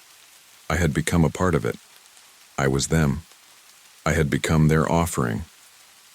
The lighthouse needed me to stay, to listen, to be the one who could finally hear them, to take my place as their new keeper, to make the symphony of the drowned voices complete. Had come to Blackshell Cove to find peace, to escape the world that had left me behind. But in doing so, I had found something far worse. The lighthouse was my prison now, and the voices, they would never let me go. And as the light spun around me, the familiar faces of the drowned men whispered in my ears. "Welcome home," they said, and I couldn't help but listen. When the villagers found Finn's notebook on my doorstep, it was already too late. They saw the brine-smudged entry scrawled in my handwriting. I can hear them now. Really hear them. They're so loud, so beautiful. They knew then that I was lost, just like the others who had vanished before me, who had been drawn to the lighthouse never to return. They never spoke of me again, though sometimes they would glance up at the Harrow light and shudder, as if something had changed. As if something in the air had shifted. The light still burns every night, casting its strange corpse-blue glow over the sea, just as it always has. The villagers refuse to go near it. It's too dangerous, they say. But sometimes, when the wind is right and the night is still, they hear it. The symphony of drowned voices rising in harmony in a melody of agony and longing. If you press your ear to the lighthouse door, you can hear it too. The voices of the lost, the ones who have become part of the light. And sometimes, if you listen closely enough, you'll hear the one who is conducting them. My voice carried on the wind forever in the lighthouse. I never thought that silence would lead me here. I never thought I would become one of them. But the lighthouse, it has a way of making you forget who you were. It takes you, makes you its own, until there's nothing left but the sound of the sea and the voices that never stop calling. And now, I am the keeper. It has been weeks since I wrote my last entry. The villagers speak in hushed tones when they pass the lighthouse, casting quick, nervous glances at the beacon's gleaming light. I can hear their whispers even now, carried by the wind, but they don't know. They don't know what I've become. The light continues to burn each night, a constant reminder of the place I've become. I have been subsumed into its rhythm, its eternal cycle, and it has been some time since I last felt like myself. I wonder if I ever truly was that person, the woman who once stood in the world, hearing the sweet hum of sound, feeling the rush of music in her blood. It's all distant now, like a memory from another life. The Harrow light calls to me and I answer. Every night, it pulls at the very marrow in my bones, drawing me back to the keeper's cottage where I now spend my waking hours. The villagers avoid me. They used to glance at me with pity, but I can see it now in their eyes. Fear. They're afraid of the way I've changed. Afraid of the way I walk through the streets with a vacant gaze, staring past them as though I'm already somewhere else. Afraid of the way the lighthouse shines brighter each day, as if it knows something they don't. As if it knows that I am no longer merely a visitor here. Old Finn's notebook rests beside my bed now, its pages dog-eared and worn from my endless flipping through them. His warnings, once cryptic, have become clearer as time has gone on. The sea takes, but the light gives back. And it needs a keeper. It needs ears. But more than that, it needs someone who can listen. I wonder how many others have felt this pull. How many souls have been lost to the Harrow light, becoming part of its symphony of drowning voices? How many have come here seeking solace or escape, only to find themselves drawn into its embrace, forever? I stand by the window of the keeper's cottage as the sun sinks below the horizon, the sky turning blood red. The sea is restless tonight, the waves crashing violently against the rocks. The wind picks up, howling through the cracks in the cottage walls, carrying with it a strange, familiar melody. It's time. I can feel it deep in my bones. The voices are calling me again, louder now, urging me toward the lighthouse. The vibration in the floorboards has returned, and it pulls me toward the door. I'm no longer fighting it. I've stopped trying to resist.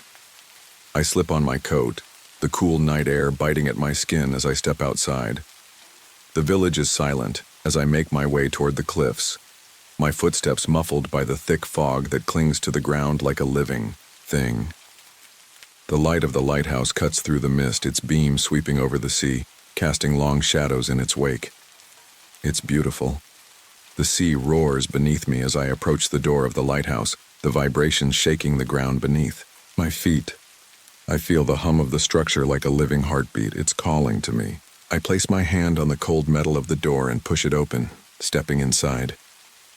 The air is thick with salt and decay, the smell of brine and fish, the scent of 1,000 drowned souls. The walls tremble as the vibrations intensify, like the last dying echoes of a shipwreck, a final, desperate plea for salvation. I hear them again, their voices, faint at first, but growing stronger. Help us. Don't leave us. I listen, and the words become clearer, more insistent. The light grows brighter, the beam becoming a flood of white light that illuminates every corner of the room. It burns with the intensity of the dead, the lost, the forgotten. And then, I see them, the faces. They are distorted, ghostly, their features warped by time and water. They press against the walls, their eyes wide and empty, their mouths open in silent screams. They reach for me, their hands, long, translucent, and covered in barnacles, grasping toward me. They are the men who died on the Morning Star, the ones who have been waiting for someone like me to come along, someone who can listen to their pain, to their agony. I am the keeper now. I can hear them clearly now, their words not just in my mind, but in the very air around me. They are beautiful, their voices haunting, each note a perfect, soul-wrenching melody. They sing not for salvation, but for companionship, for someone to share their eternal suffering with. I close my eyes, and I feel the sound wrap around me, filling me with a strange warmth. I can no longer distinguish where the sea ends and where I begin. I am no longer a part of the world I once knew. I am part of the light, part of the sound, part of the sea. The wind howls outside, and the light shines brighter, its beam now a solid pulse of pure energy. I step toward it, my feet moving of their own accord. I no longer feel fear. I no longer feel pain. I have become part of the symphony. I have become the conductor of their song. I hear my own voice now, rising with theirs, blending seamlessly into the melody. The voices of the drowned, my voice. We are one, and somewhere, in the depths of the sea, in the darkest part of the storm-tossed waters, I know that the lighthouse will continue to shine, its beam cutting through the darkness, its light a beacon for those who will come next, for the next soul who will hear the call of the light, and they will be drawn in, just like I was, just like the others before me. I am the keeper, and I will never leave.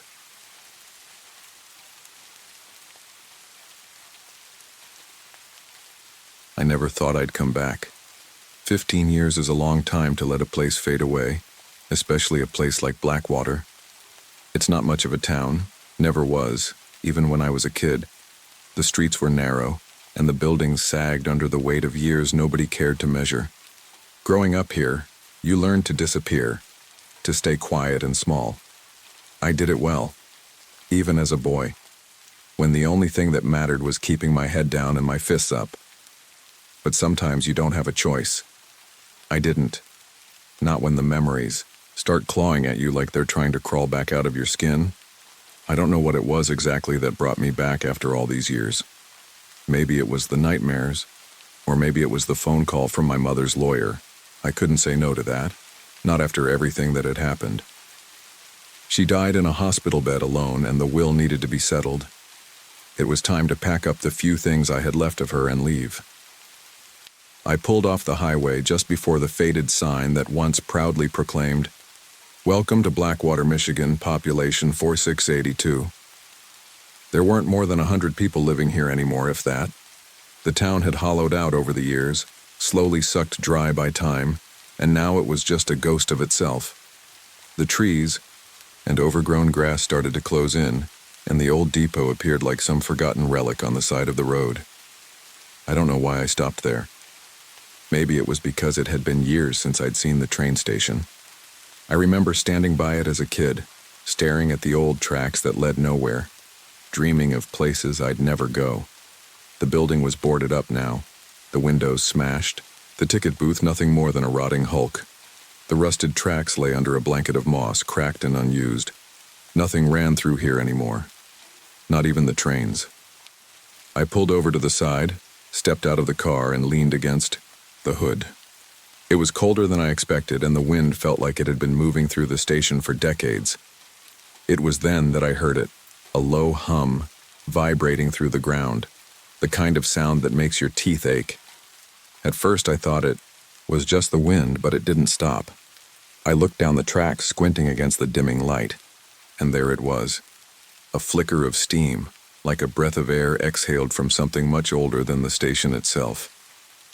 The train appeared as if it had been waiting there all along, hidden in the shadows just beyond the last bend of the tracks.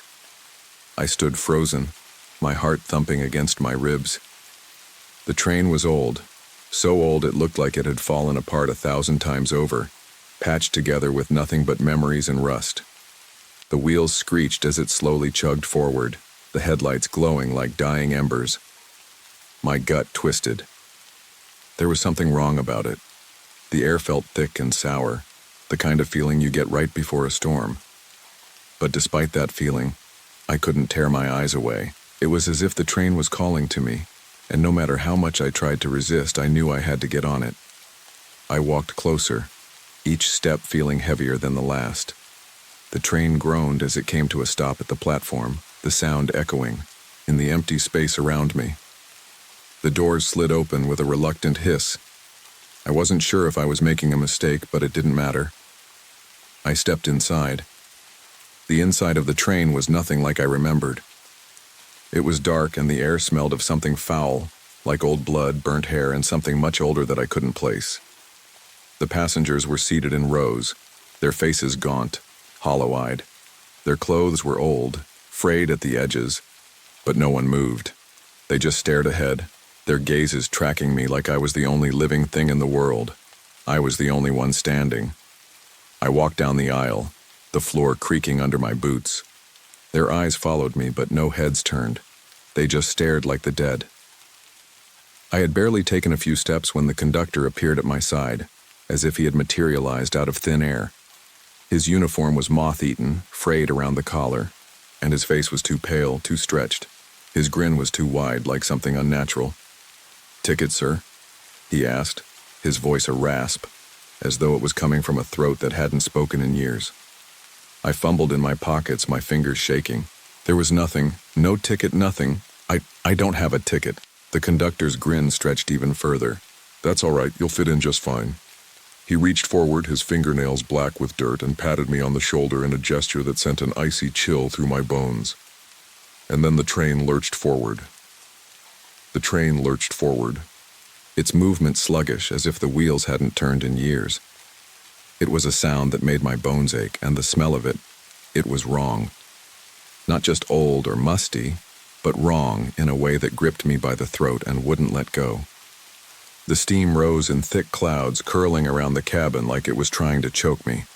My stomach turned and I felt the weight of the air press down on me, thick and suffocating. Every step I took down the aisle felt heavier than the last, as though the train itself was pulling me in. The passengers didn't acknowledge me at all. They sat motionless, their bodies slumped into the seats like they'd been there for decades. I couldn't help but look closer, and I felt my pulse quicken as I noticed the details. The woman in the seat to my right had gray skin, her hair tied into a tight bun that hadn't moved in years. Her lips were cracked, dry, and she wore a faded floral dress that looked like it came from the 40s. I could almost smell the decay on her. Her body so still it seemed like it had forgotten how to breathe. I moved past her, my boots scraping along the filthy floor, the dim light overhead flickering as I walked. The man seated near the window across from her was the same. His face, hollowed, his eyes staring into the empty space ahead of him. His clothes were out of date too, dark pants and a brown leather jacket that had seen better days. But it wasn't just their clothes, or their stillness. It was their eyes. They were watching me, but not like people watch you. Their gazes were more like shadows, like memories that had taken form, but hadn't yet decided if they were going to let go. And then I saw it. A slight twitch, a flicker in the air above their heads.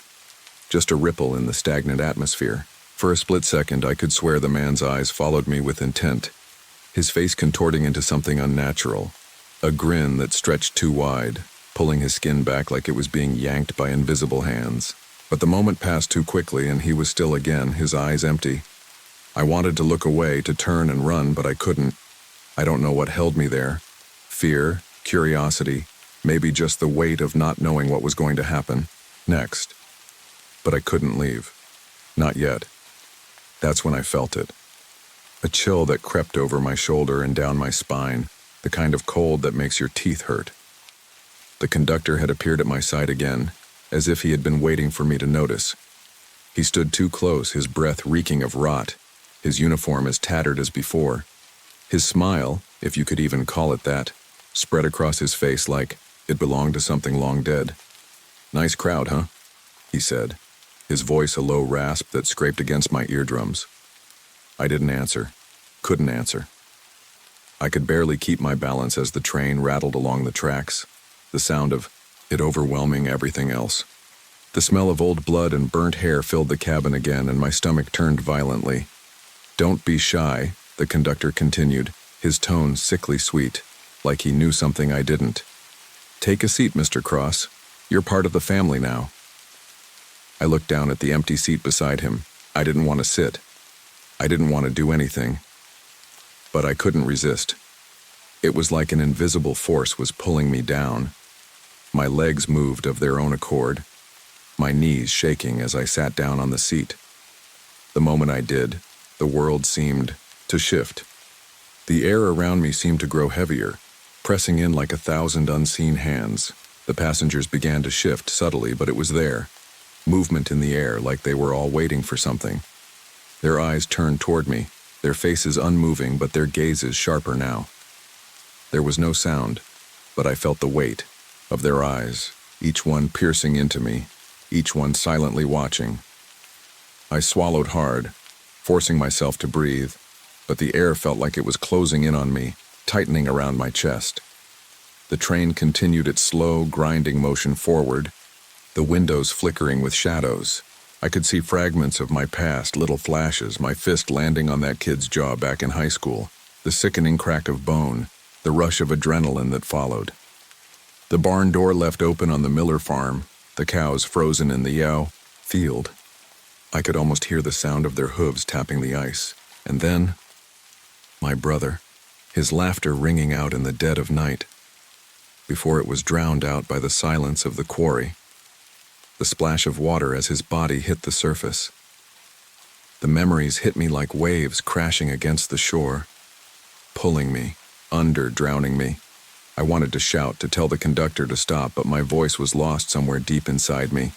He was leaning in close now, his breath colder than before, his eyes too wide, too hungry. Funny thing about regret, Mr. Cross, he whispered, his voice like nails scraping on glass. It weighs more than a corpse. His words sank into me, settling in the pit of my stomach, twisting into something darker. I wanted to scream. I wanted to fight back, but there was nothing I could do. I couldn't escape the weight of the memories. I couldn't escape this train. "Where are we going?" I asked, barely able to force the words out. The conductor smiled again, that terrible grin spreading wider across his face. "You'll see soon enough, we're almost there." And then the train jolted, its groan echoing in the cabin like a warning. I didn't know what was waiting for me at the end of the line, but one thing was certain. The past wasn't done with me yet. I can't tell you exactly when it happened, but somewhere along the way, the train became something else. At first, it was just the weight of the silence, the flickering lights above, and the distant rattle of the tracks beneath me. But then the memories started. It wasn't the kind of thing where one moment you're thinking, and then suddenly, it shifts into something else. No, this was a creeping sensation, like the train wasn't just moving through time, but through my life. The memories didn't flash. They didn't come in vivid bursts. They came like shadows, soft at first and then relentless, clawing at me from every direction. The windows began to flicker, each flash revealing a different moment. One moment I was back in Blackwater High School, walking down the hallway like I had a right to be there, like I hadn't just punched that kid in the jaw. There was no sound at first, just the picture in my head, a replay of the scene I'd buried so deep in my mind. But then I heard it, the crunch of bone. It wasn't just a punch, it wasn't just a fight. It was violence, real violence. I had hit him hard, too hard. And the worst part was, there was no reason for it. He hadn't said anything to me. I hadn't been provoked. He just looked at me the wrong way. I saw him there again, blood pooling around his cheek, his eyes wide with disbelief. And I didn't feel remorse. I didn't feel anything at all. I just stood there, watching, while the others looked away. The flash of the memory faded and the train jolted again, pulling me back into the present. The air was thick with the stale, metallic smell. The passengers, those hollow-eyed figures in the seats, didn't stir. They didn't even blink. I wanted to scream, but it felt useless. Instead, I swallowed the bitter taste in my mouth and looked up. The conductor stood a few feet away, watching me with that twisted smile, his fingers tapping lightly on the edge of the seat. It was as though he had been expecting this, as if my memories were part of some grand plan, a puzzle piece slipping into place. He leaned in close again, his breath foul with decay. "You think you can outrun them, don't you?" His voice was soft, almost playful, like he knew something I didn't. I opened my mouth to answer, but before I could, the train jerked again, and another memory took hold. This time it wasn't a hallway.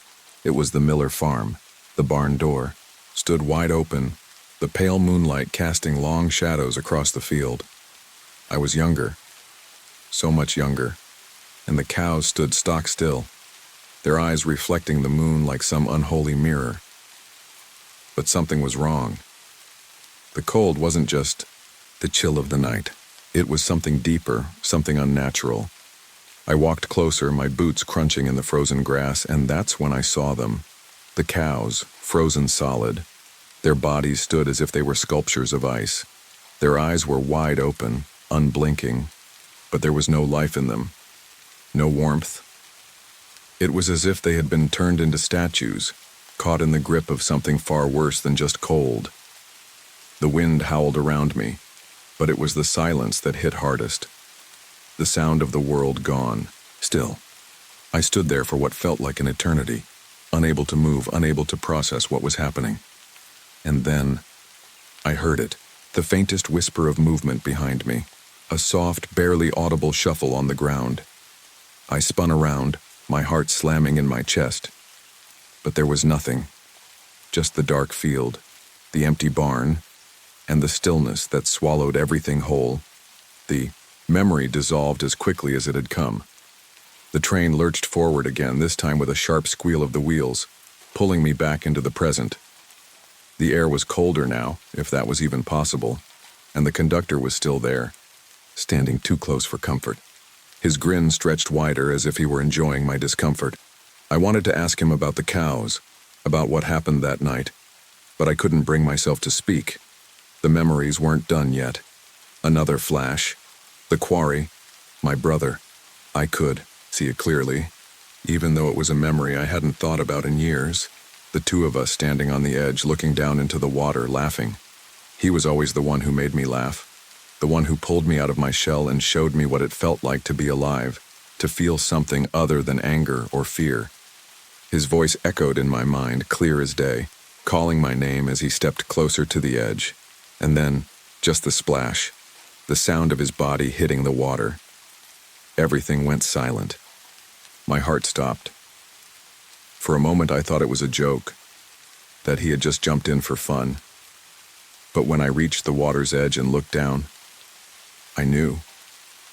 I knew something was wrong. The water was still, calm, too calm, and my brother was gone.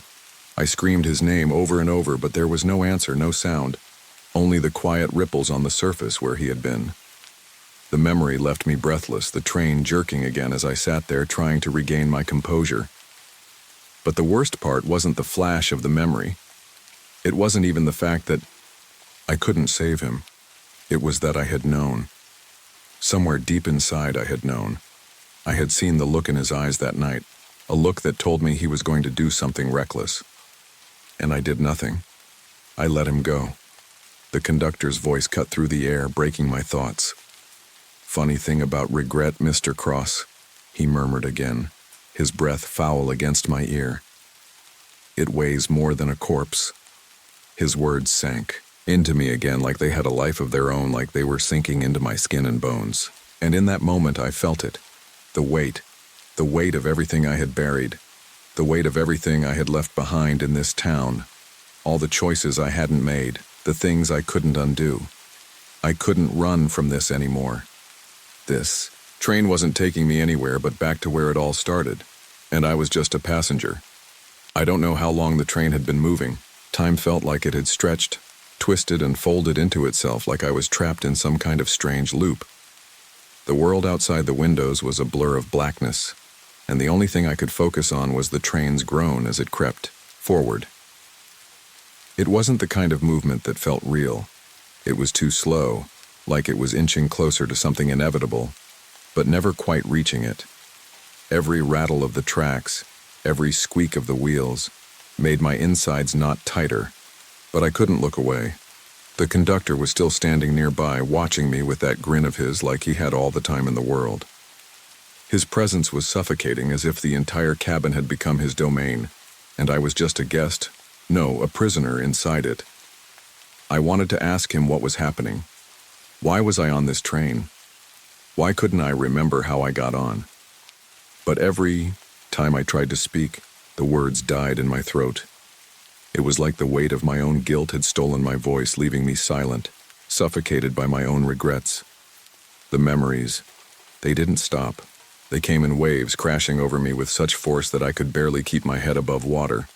The kid I'd beaten up in high school, it wasn't just a fight, it was rage. It was the culmination of everything I'd never been able to say, all the years of silence and isolation. It wasn't just his jaw I had broken, it was mine too. Every punch I threw was a piece of me crumbling into something worse, something that couldn't be undone. The barn, the frozen cows, the silent horror of it. I didn't know what happened that night. I still didn't.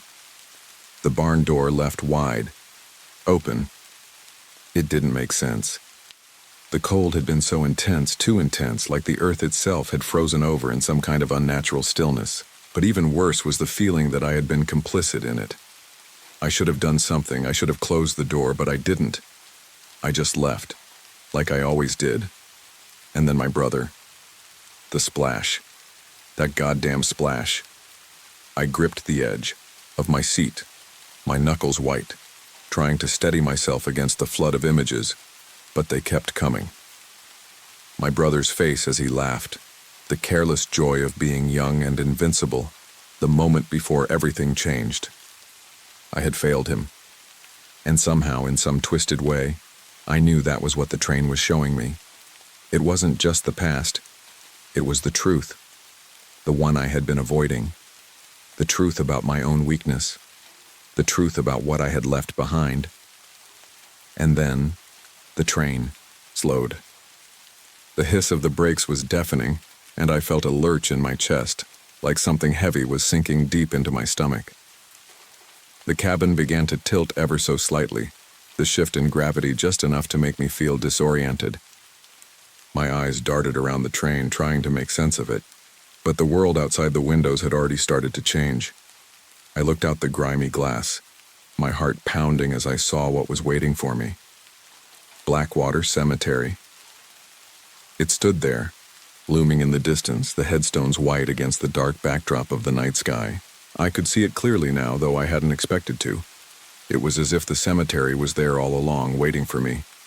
The ground had been freshly disturbed in one section, a patch of dirt turned over like someone had just buried something. A single plot stood out among the rest, the earth above it looking newly broken. And that's when I saw it. The headstone. My name. It glistened, wet under the dim light of the train's headlights, the letters stark and sharp, like they had been etched just for me. The chill that ran down my spine wasn't from the cold. It was from the realization that the past was no longer just something I could run from. It had caught up with me, and now it was waiting. The grave had been prepared, and I was expected to fill it. The train finally came to a stop with a screech, and the silence in the cabin was unbearable. The passengers began to move, slowly and deliberately, their faces now more familiar than before. Their features were melting into mine. I saw myself in their eyes, saw myself in the lines of their faces, the hollow emptiness that matched the hole I felt in my own chest. I could feel them, feel their sorrow, their rage, their regret.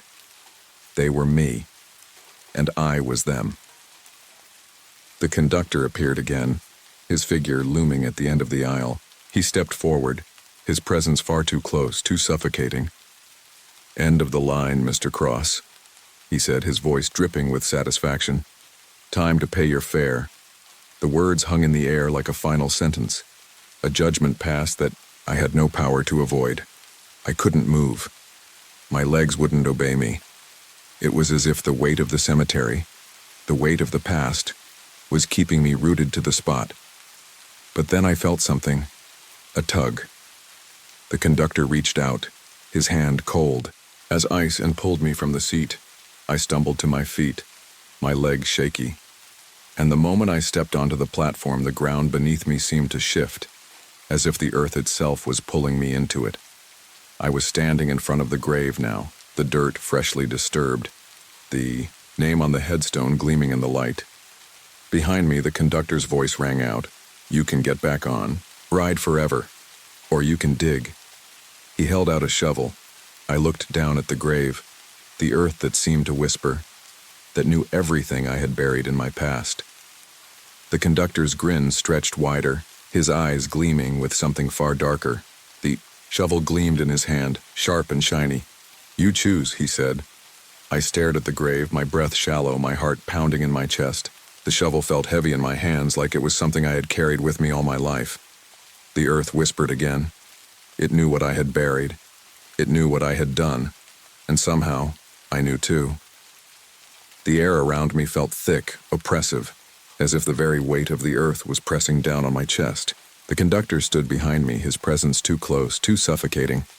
His grin never wavered, stretched wide in that unsettling way, like he was waiting for me to make a decision.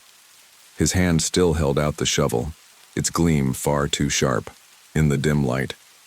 Every part of me screamed to turn around, to run, but my feet wouldn't obey.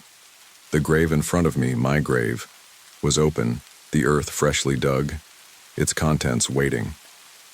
I could almost hear it calling to me, the whisper of the dirt, the familiar pull of a past I thought I could bury.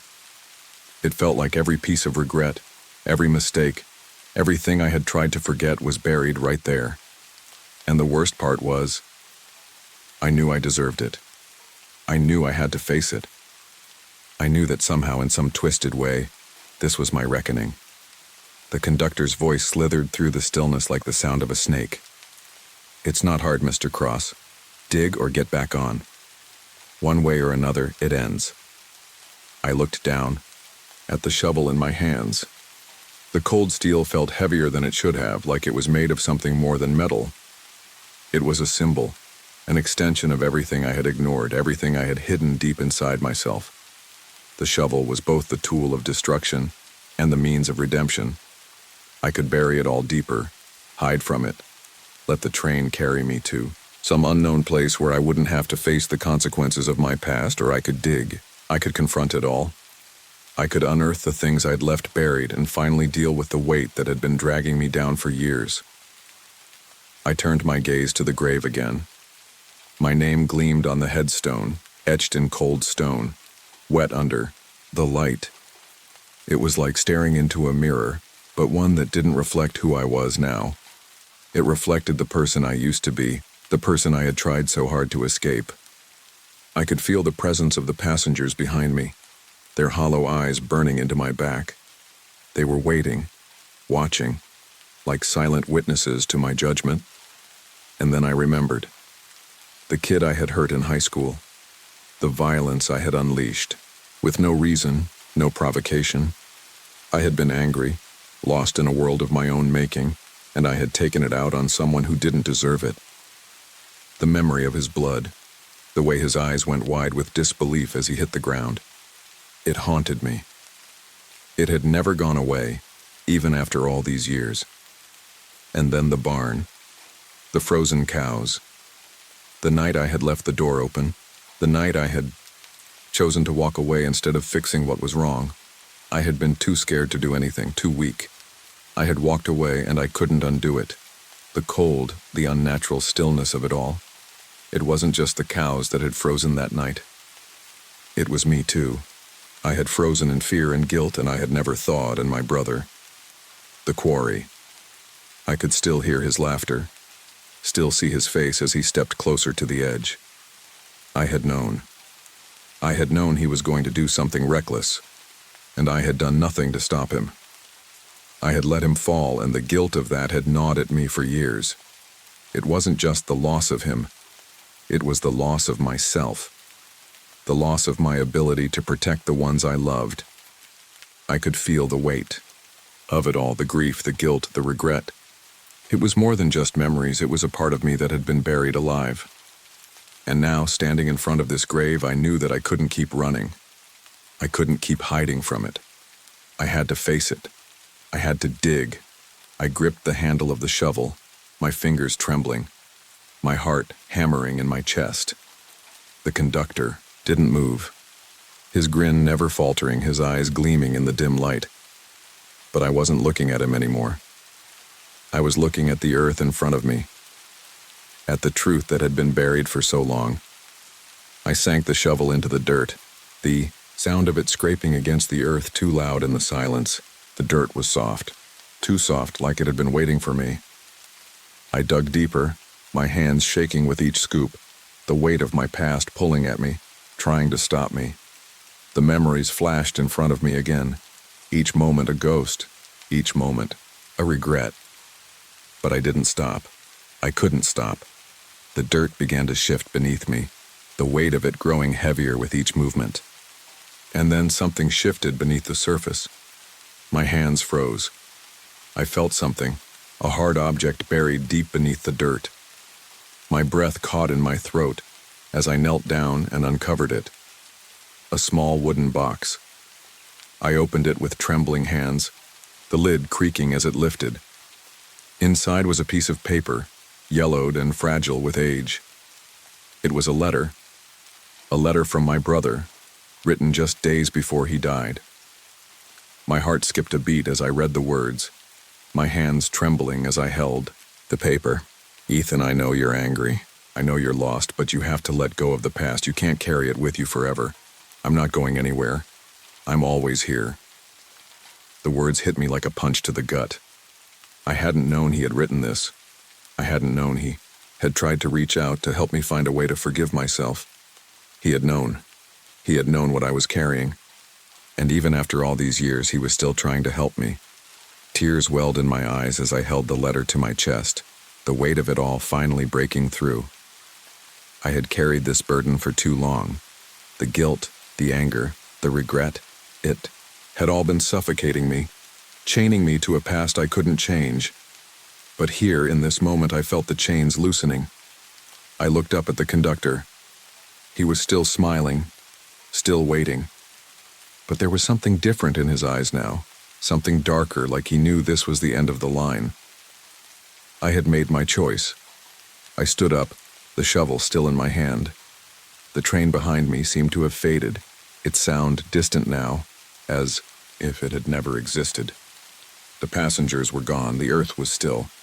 The only thing left was the truth, buried deep in the dirt, waiting to be found. The conductor's smile faded, his eyes narrowing as I stepped away from the grave, the letter still clutched tightly in my hand. He didn't speak. There was nothing left for him to say. I walked away from the grave, from the train, from everything that had brought me here. The past wasn't gone, but it no longer had control over me. I had faced it. I had finally dug it up, uncovered the truth, and found a way to let it go. The ground was still disturbed, but the sound of clawing, of something trying to escape, faded, slowly, into nothing. And as the first light of dawn broke across the sky, I knew that I was free.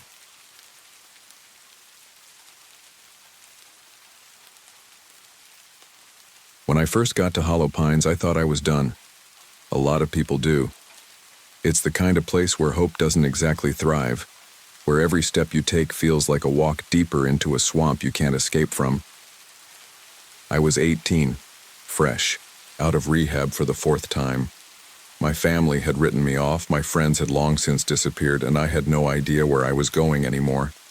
All I knew was I had ended up at the Hollow Pines Rehabilitation Farm, which sounded better than the prison I might have ended up in if I had been caught any sooner. At the time, I didn't know what I was walking into. It wasn't just the isolation. That struck me first, it was the history. Hollow Pines wasn't always a farm, once it was a sanatorium. That's what the locals whispered anyway. Patients disappeared into the woods decades ago. Maybe they were just buried in shallow graves, or maybe their blood still soaked into the earth, invisible but ever present.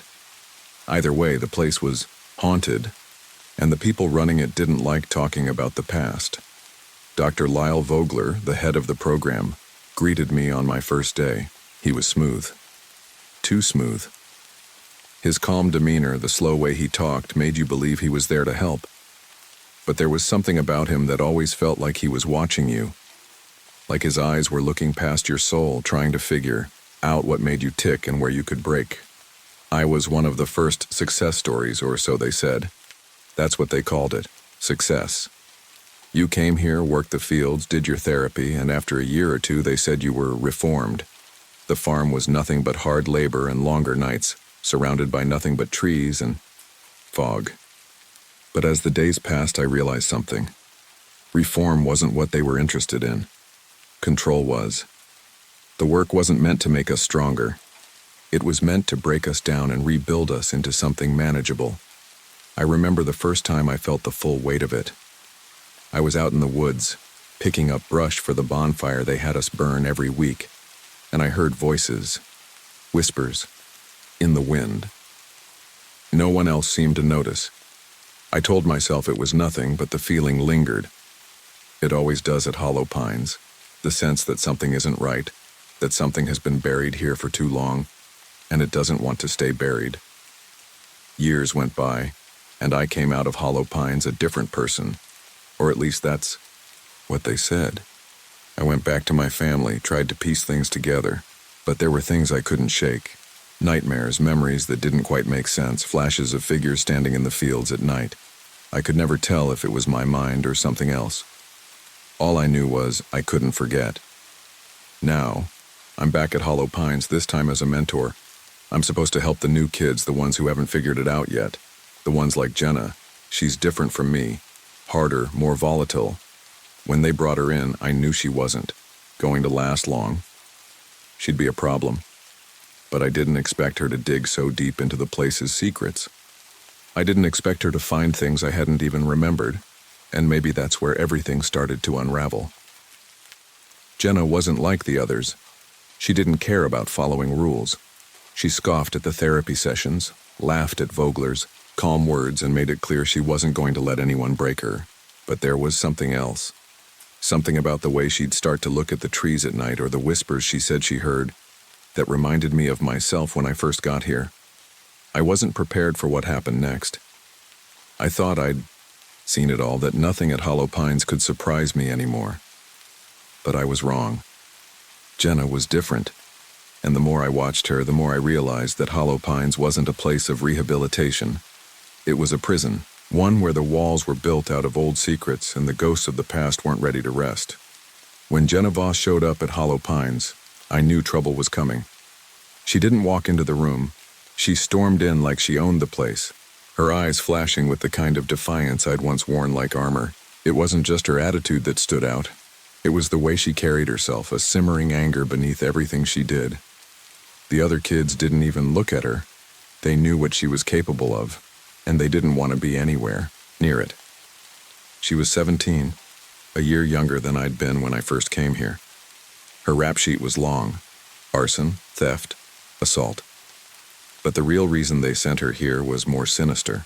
Jenna had burned down her foster home, the one she'd been placed in after bouncing around the system. The fire killed a man, and rumors had it was the son of a local judge, a family that owned most of the town. I didn't know all the details at the time, but I knew enough. Jenna had been framed. They made her the scapegoat, and the fire, despite her protests that it was an accident, hadn't been the real reason they wanted her in here. What I'd found out later, though, is that there was an outstanding warrant for her arrest, for a death she might not have caused. It was buried, hidden by people who didn't want the truth to come out. But Jenna, she didn't care about any of that. She didn't care about anything. The first thing she said to me was, "I don't belong here." I remember standing outside when the truck pulled up, unloading her things, a few trash bags, a worn-out jacket, and nothing else. I should have been more prepared, but I wasn't. It wasn't the anger she showed me that threw me off. It was the fear in her eyes, the way she looked at the trees like they were closing in on her. "You don't have to do this," I said, trying to keep it professional. I had to be. I was her mentor after all. Her laugh was bitter. "I don't even know why I'm here," she muttered, her voice low, almost to herself. "Just some fucked up farm in the middle of nowhere, like I'm gonna change." She didn't mean it, no one did. At Hollow Pines, they weren't trying to change people, they were trying to break them down until they conformed. They did it through isolation and hard labor, keeping the kids busy so they wouldn't have time to think, let alone talk back. It was a simple formula that had worked on every other kid who'd passed through here, but Jenna wasn't like the others. There was something deeper inside her, something darker. She had a look in her eyes, one that reminded me of myself when I first got to Hollow Pines, like she was running from something. The first few days were rough. Jenna barely participated in the group therapy sessions. She spent most of her time either staring out at the mist-covered woods or holed up in her cabin, away from everyone else. I tried talking to her a couple of times, but she shut me out. I was getting used to it by then. Most of the kids did that. They came here and wore that same wall of bitterness, pretending like they didn't care, like the world had already given up on them, so why should they bother? But there was something more going on with Jenna, something I couldn't place. She kept muttering about hearing things at night. Whispers. It started small, just little things she'd let slip in between our conversations. But the more I listened, the more it sounded like she wasn't talking about the other kids or staff.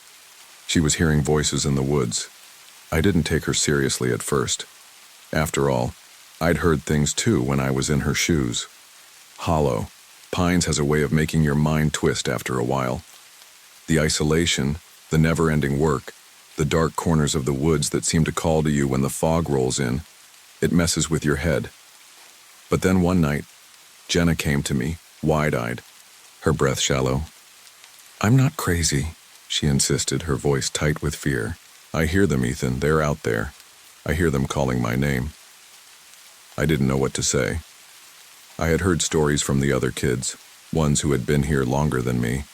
Stories about things in the woods, figures that moved when they shouldn't, things that whispered when there was no one there. Hollow Pines wasn't just a rehab facility. It was a place with a dark history. The kind of history that had never been fully explained. I remember trying to calm her down, telling her it was probably just the wind, maybe some animal. But I knew the truth. I knew something else was going on. Something that had to do with the land itself. The place had a way of making you forget things, of erasing your memories when it wanted to. I didn't want to believe it. Hell, I didn't want to be part of it. But I couldn't shake the feeling that something was wrong. That the farms past, the things that had happened there were starting to come back. The worst part? Jenna wasn't the first to hear those voices. The days at Hollow Pines bled into each other. The air was thick with the heavy fog of the mountains, and the dampness seemed to sink into your bones no matter how much you moved or worked. The schedule at the farm was rigid.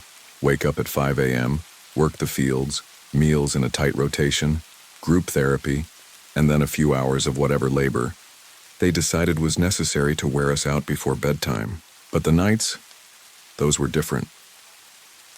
By the end of my second week as Jenna's mentor, I'd noticed something strange about her, something I couldn't ignore. During the day, she put on her usual act, tough, distant, and angry. She refused to talk during group sessions, barely even acknowledged me when I tried to speak to her. But at night, she was different. She'd get up from her cot in the middle of the night, wander out into the woods just beyond the cabins. I knew because I'd been watching her. I wasn't sure why I kept watching. Maybe it was because I wanted to understand what she was going through, or maybe it was because I recognized something in her that reminded me of myself. I had to know what she was doing. So one night, after everyone had settled down, I grabbed a flashlight and followed her. The woods around the cabins were thick with trees, their branches twisting and curling into the sky like skeletal hands. There was a thin mist hanging in the air, adding a layer of disorientation to the already eerie atmosphere. The wind rustled through the trees, but other than that, it was quiet. Too quiet. It didn't take long to catch up to her. She wasn't moving quickly, but she had this haunted look in her eyes that made my heart race. I followed her for what felt like an eternity, though it was only about 10 minutes. She came to a stop in a small clearing near the edge of the woods. I crouched behind a tree, barely breathing, trying to stay hidden. Jenna wasn't looking around the way I expected her to. Instead, she stared at the ground in front of her, where the faintest outline of something seemed to be partially buried beneath the soil. She knelt down, brushing the dirt away with trembling hands.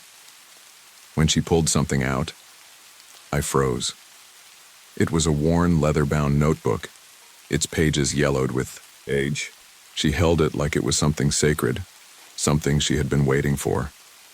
I stayed hidden, barely breathing, wondering what it was about this notebook that seemed to have such power over her. Her eyes flickered with recognition, and for a moment I thought she was going to cry. But then she pressed the book to her chest and I saw her jaw set. She stood up, turned, and walked back to the cabin with the book in hand. I waited a few beats before I followed her back, careful not to make any noise. She went into her cabin and I stood in the dark just outside, listening. I could hear her rummaging around inside, the sounds muffled through the walls, but I didn't dare get closer. It wasn't until the next day, when I saw her walking past me with the notebook tucked under her arm, that I made my move. "Jenna," I called, trying to sound casual. "What's that?" She froze, a flicker of fear crossing her face before it disappeared. "Nothing," she muttered, her eyes darting away from mine. "Just something I found." I didn't push her. Not then. But the look on her face, like she knew something I didn't, lingered with me all day. That night, after everyone else had gone to sleep, I slipped into her cabin. I knew it wasn't right, that I was crossing some kind of line, but something told me I needed to see what was inside that notebook. When I opened the door, the small cabin was dark except for the faint light of a candle flickering by her bedside. Jenna was asleep, her back to me, the notebook resting beside her on the bed. I grabbed it carefully and flipped open the cover, the pages creaking with age as I read the first few lines. Patient log, Hollow Pines. Sanatorium, it was written in neat, looping handwriting, but the ink was faded, hard to read. My eyes skimmed the pages, flicking through the names of past patients. The entries were cryptic, but one word kept repeating, crossed out. Names. All of them crossed out in red ink. Then, I found something that made my heart stop. The last entry, written in hurried, uneven script, Jenna Voss. Faded memory. Awaiting judgment. I felt a cold shiver run down my spine. Jenna's name wasn't just on the list. It had been marked, crossed out like everyone else who had passed through this place. But the note wasn't what bothered me the most, it was the implication. This wasn't just some rehab farm. It wasn't just a place for troubled kids. This was something far darker. This place had seen people come and go, and the ones who didn't make it, they were erased. The sound of a creaking floorboard made me freeze. Jenna stirred in her bed, groaning softly. My pulse quickened, and I quickly slammed the book shut and placed it back on the bed. I barely managed to slip out of the cabin before she woke up fully. The next day, I couldn't stop thinking about what I had found. The more I thought about it, the more it made sense. The whispers, the strange feeling that something wasn't right here. Hollow Pines wasn't just a place for recovery. It was a place for something else entirely. It was a place where the land held memories, and those memories were trying to claw their way out. And Jenna, she wasn't here by accident. The farm was doing something to her, something that had been done to me too when I first got here. But that night, things would take a turn I wasn't ready for. The days following my discovery of the patient log felt like I was walking on glass. Everything at Hollow Pines started to feel wrong, like a shadow that had been lurking in the corners, only now it was looming over me. The land itself seemed to pulse with a dark energy, and the whispering in the woods grew louder, though no one would acknowledge it, not even Jenna. I could see the strain on her face, the way she would glance nervously over her shoulder as though expecting someone or something to be watching her. It made my stomach turn, but I couldn't bring myself to talk to her about it. Not yet. I was too tangled in my own confusion. The mornings blurred into evenings, and I began to notice something else. Jenna wasn't just getting more agitated, she was beginning to unravel. She spent more time locked in her cabin, eyes darting at every noise, even flinching when a gust of wind rattled the windows. She wasn't sleeping, not really. I could tell by the way her eyes looked, dark and heavy with bags that seemed to age her in just a few days.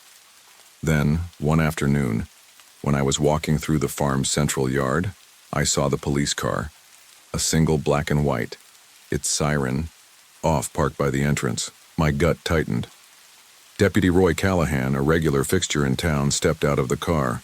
He was a big man, built like a truck, with a permanent scowl on his face that seemed to settle into his skin. He was always polite to the farm staff, but there was an undertone to his interactions with the kids that made me uneasy. Something predatory, like he enjoyed watching them squirm. He didn't say much to me when he passed me, just gave me a nod before heading straight for Dr. Vogler's office. I watched him for a few moments before I pulled myself together and went back inside, trying to focus on the tasks at hand. But the knot in my stomach refused to loosen. Something wasn't right. Later that evening after dinner, Jenna wasn't at her usual seat in the mess hall. She hadn't shown up for the group therapy session either, which wasn't like her. I tried to tell myself she was just avoiding the mandatory meetings, as she often did. But the air was thick with tension. No one spoke. No one moved. And I could feel the weight of it pressing in on me. That's when I heard it. The sound of boots crunching on gravel. Then, the unmistakable weight of footsteps heavier than usual. I turned just in time to see Deputy Callahan walking through the front door of the main cabin with 2 other officers. Their eyes scanned the room, settling on me before they moved. To the back where Jenna's cabin was.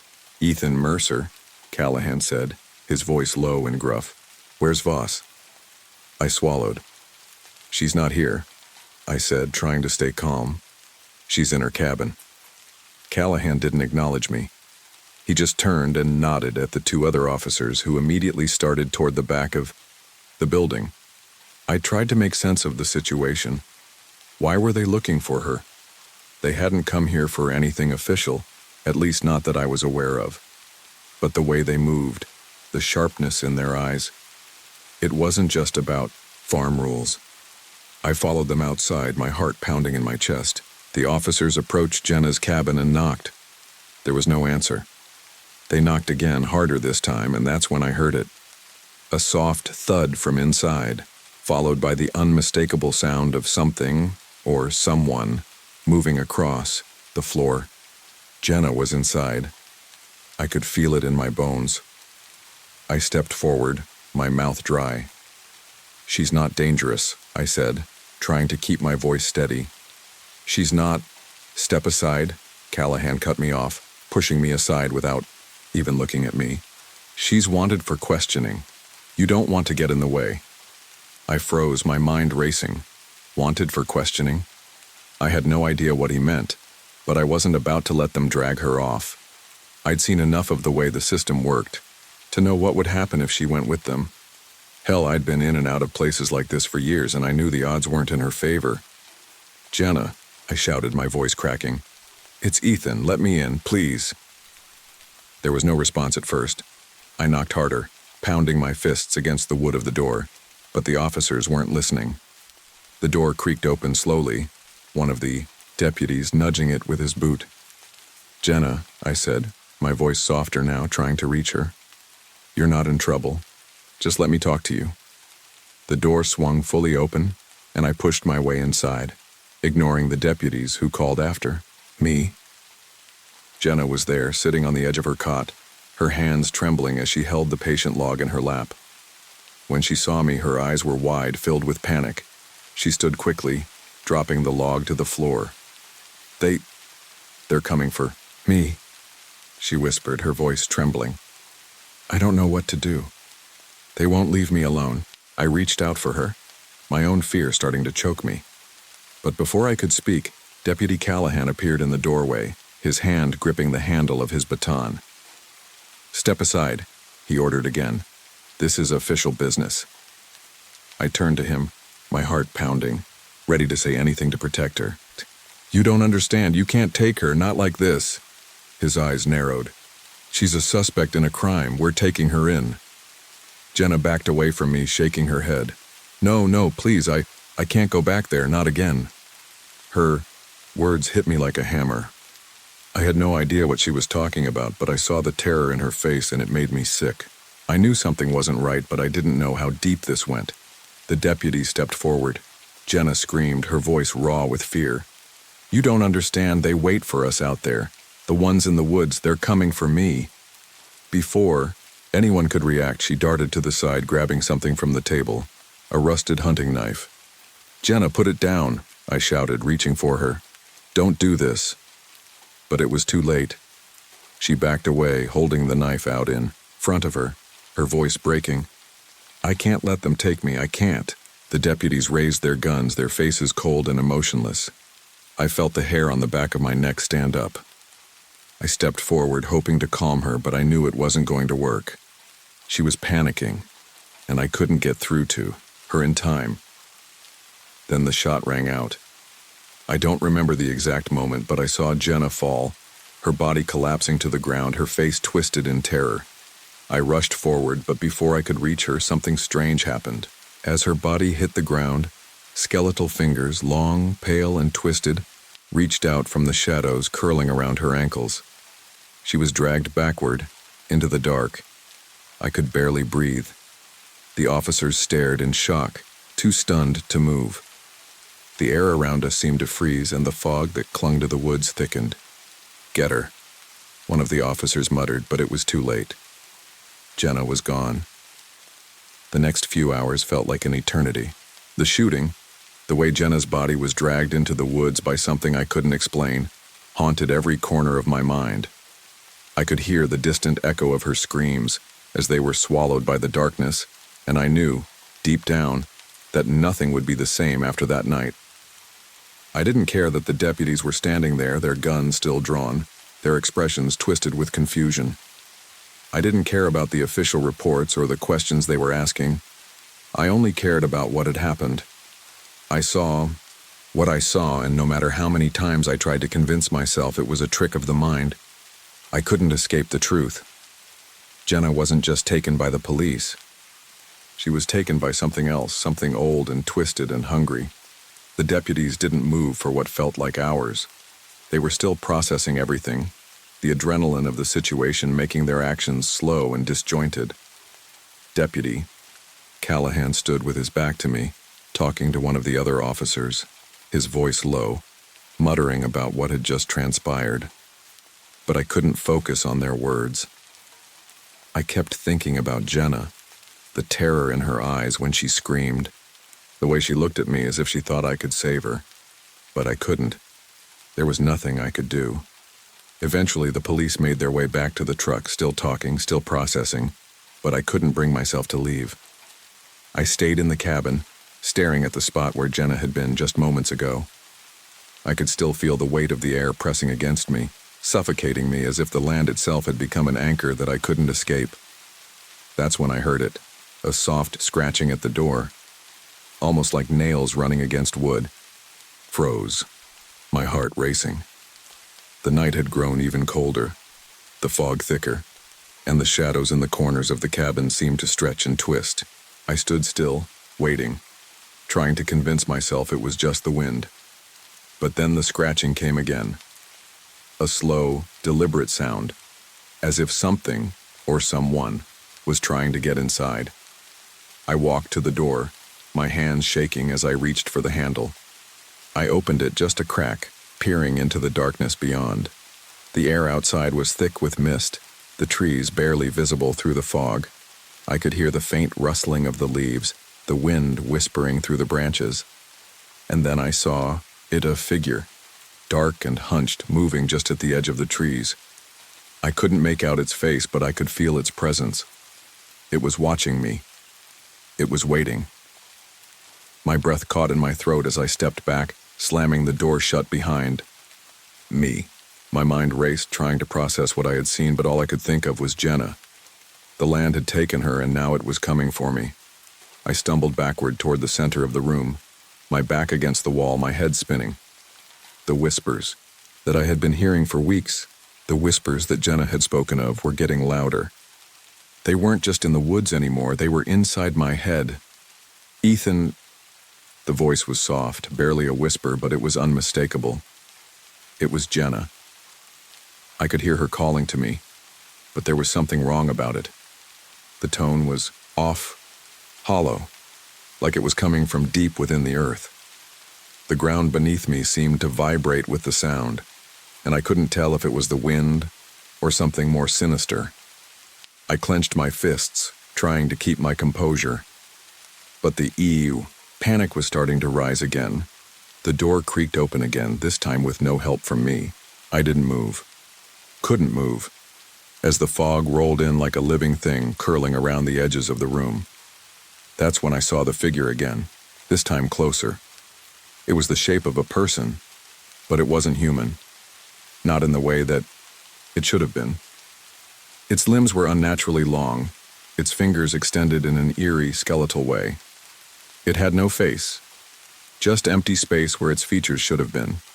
It stepped forward, and I could hear the sound of its movements. Slow, deliberate, a dry rasp of bones against bone. "Ethan, they're coming for you next." The voice wasn't Jenna's anymore. It was something else. Something ancient. The words echoed in the cabin, but there was no escape. The figure was inches away from me now, its presence suffocating, its empty gaze locking onto mine. I tried to back away, but my legs wouldn't move. I was frozen, trapped in a nightmare I couldn't wake up from. I knew what was happening. The land had claimed Jenna, and now it was coming for me. It always came for those who couldn't leave. It had claimed all the others, and it was only a matter of time before it took me too. I heard the laughter next, soft and distant at first, but growing louder, more menacing. It wasn't human laughter. It was hollow, mocking, like something that had been waiting for too long. The sound filled the cabin, echoing through every corner, shaking the walls. I wanted to scream, but the words were caught in my throat. Then, just as quickly as it had appeared, the figure was gone. The fog cleared, the scratching at the door stopped, and the laughter faded into the distance. But the weight remained. The presence lingered, like a shadow that had followed me from the very first day I arrived at Hollow Pines. I stumbled to the door and threw it open, desperate to get out, desperate to escape whatever was lurking in the woods. But as I stepped, outside the fog swallowed me whole, and I knew it was too late. Hollow Pines had claimed me too, and then from the distance I heard it again. The laughter and the whisper, "You're not getting away."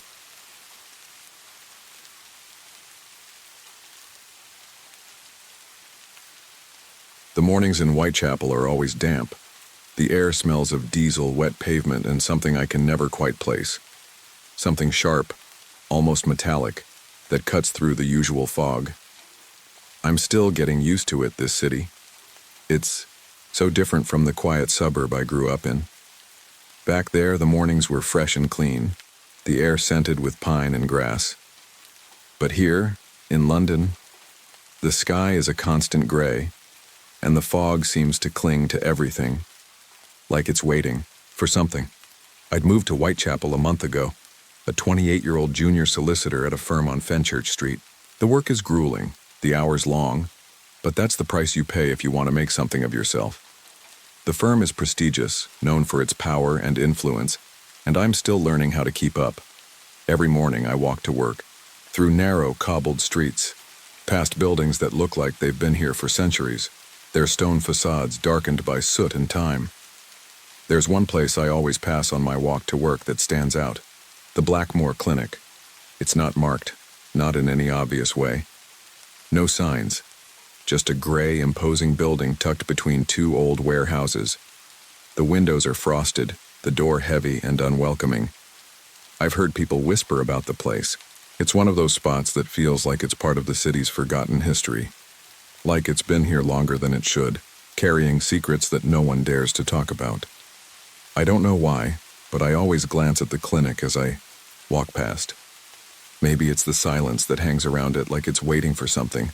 Maybe it's the way the building seems to absorb the light, even on the sunniest days. I try not to think about it too much, especially now that I've got other things on my mind, like impressing my bosses at the firm and figuring out where I fit into this chaotic city. But on that Tuesday, things changed. I had just crossed over, the street from the clinic, my eyes on the pavement ahead of me, trying to ignore the feeling in my gut, the one that always seemed to flare up when I walked past that building. Then as I neared the end of the block, I saw him. The man was standing on the opposite side of the street, motionless, his back to the clinic. He was tall and gaunt, dressed in a long black coat that billowed slightly in the wind, despite the lack of movement. His face was obscured by a wide-brimmed hat, one of those old-fashioned hats that seem too out of place in the modern world. He was so still, so unnervingly quiet that at first I thought he was just another passerby, waiting for something. But then I noticed his lips moving, silent words like a prayer or a curse. I don't know why, but I slowed my pace. Something about the man was off. He had an aura about him, a kind of heaviness that pressed against the air. And then, as if he knew I was watching, he turned his head slowly. Our eyes met for the briefest of moments, and his lips parted. "They'll burn," he rasped, his voice low and rough. "All of them. One big pile of ashes before God." His breath hit me like a wave of rotten meat and incense, the stench clinging to the air around him. I felt my stomach turn. I quickened my pace, trying not to look back, but I could feel his eyes on me, like he was watching me move with a strange satisfaction. I kept walking, faster now, my heart pounding. I couldn't shake the feeling that something was wrong. That the man's words weren't just a random outburst, but a warning. I glanced behind me, half expecting to see him following. But he wasn't there. He was just standing in place, his figure slowly swallowed by the fog. I kept my head down as I walked the rest of the way to the office. But the unease stayed with me. The words, "they'll burn," echoed in my mind, and I couldn't stop thinking about them. Who was he? What did he mean? It wasn't until I reached the office that I tried to shake it off. The day was busy, the usual grind of legal paperwork and research, but even as I sat at my desk, I couldn't focus. My mind kept returning to the man in the black coat. I tried to brush it off as just a strange encounter, probably some eccentric street preacher or protester. But the words, his voice, the way he'd looked at me lingered like a weight in my chest. That night I decided to Google Blackmore Clinic protests just to see if anything came up. What I found surprised me. Hate-filled forums, news articles about protests, even a firebombing at a similar clinic in Manchester last year. It was all there. And in the middle of it all, I found one name repeated over and over again. Reverend Ephraim Voss, the man from the street. He was leading an extremist group called the Purifying Flame, and they had a history of targeting places they believed to be corrupt or immoral. The more I read, the more unsettled I became.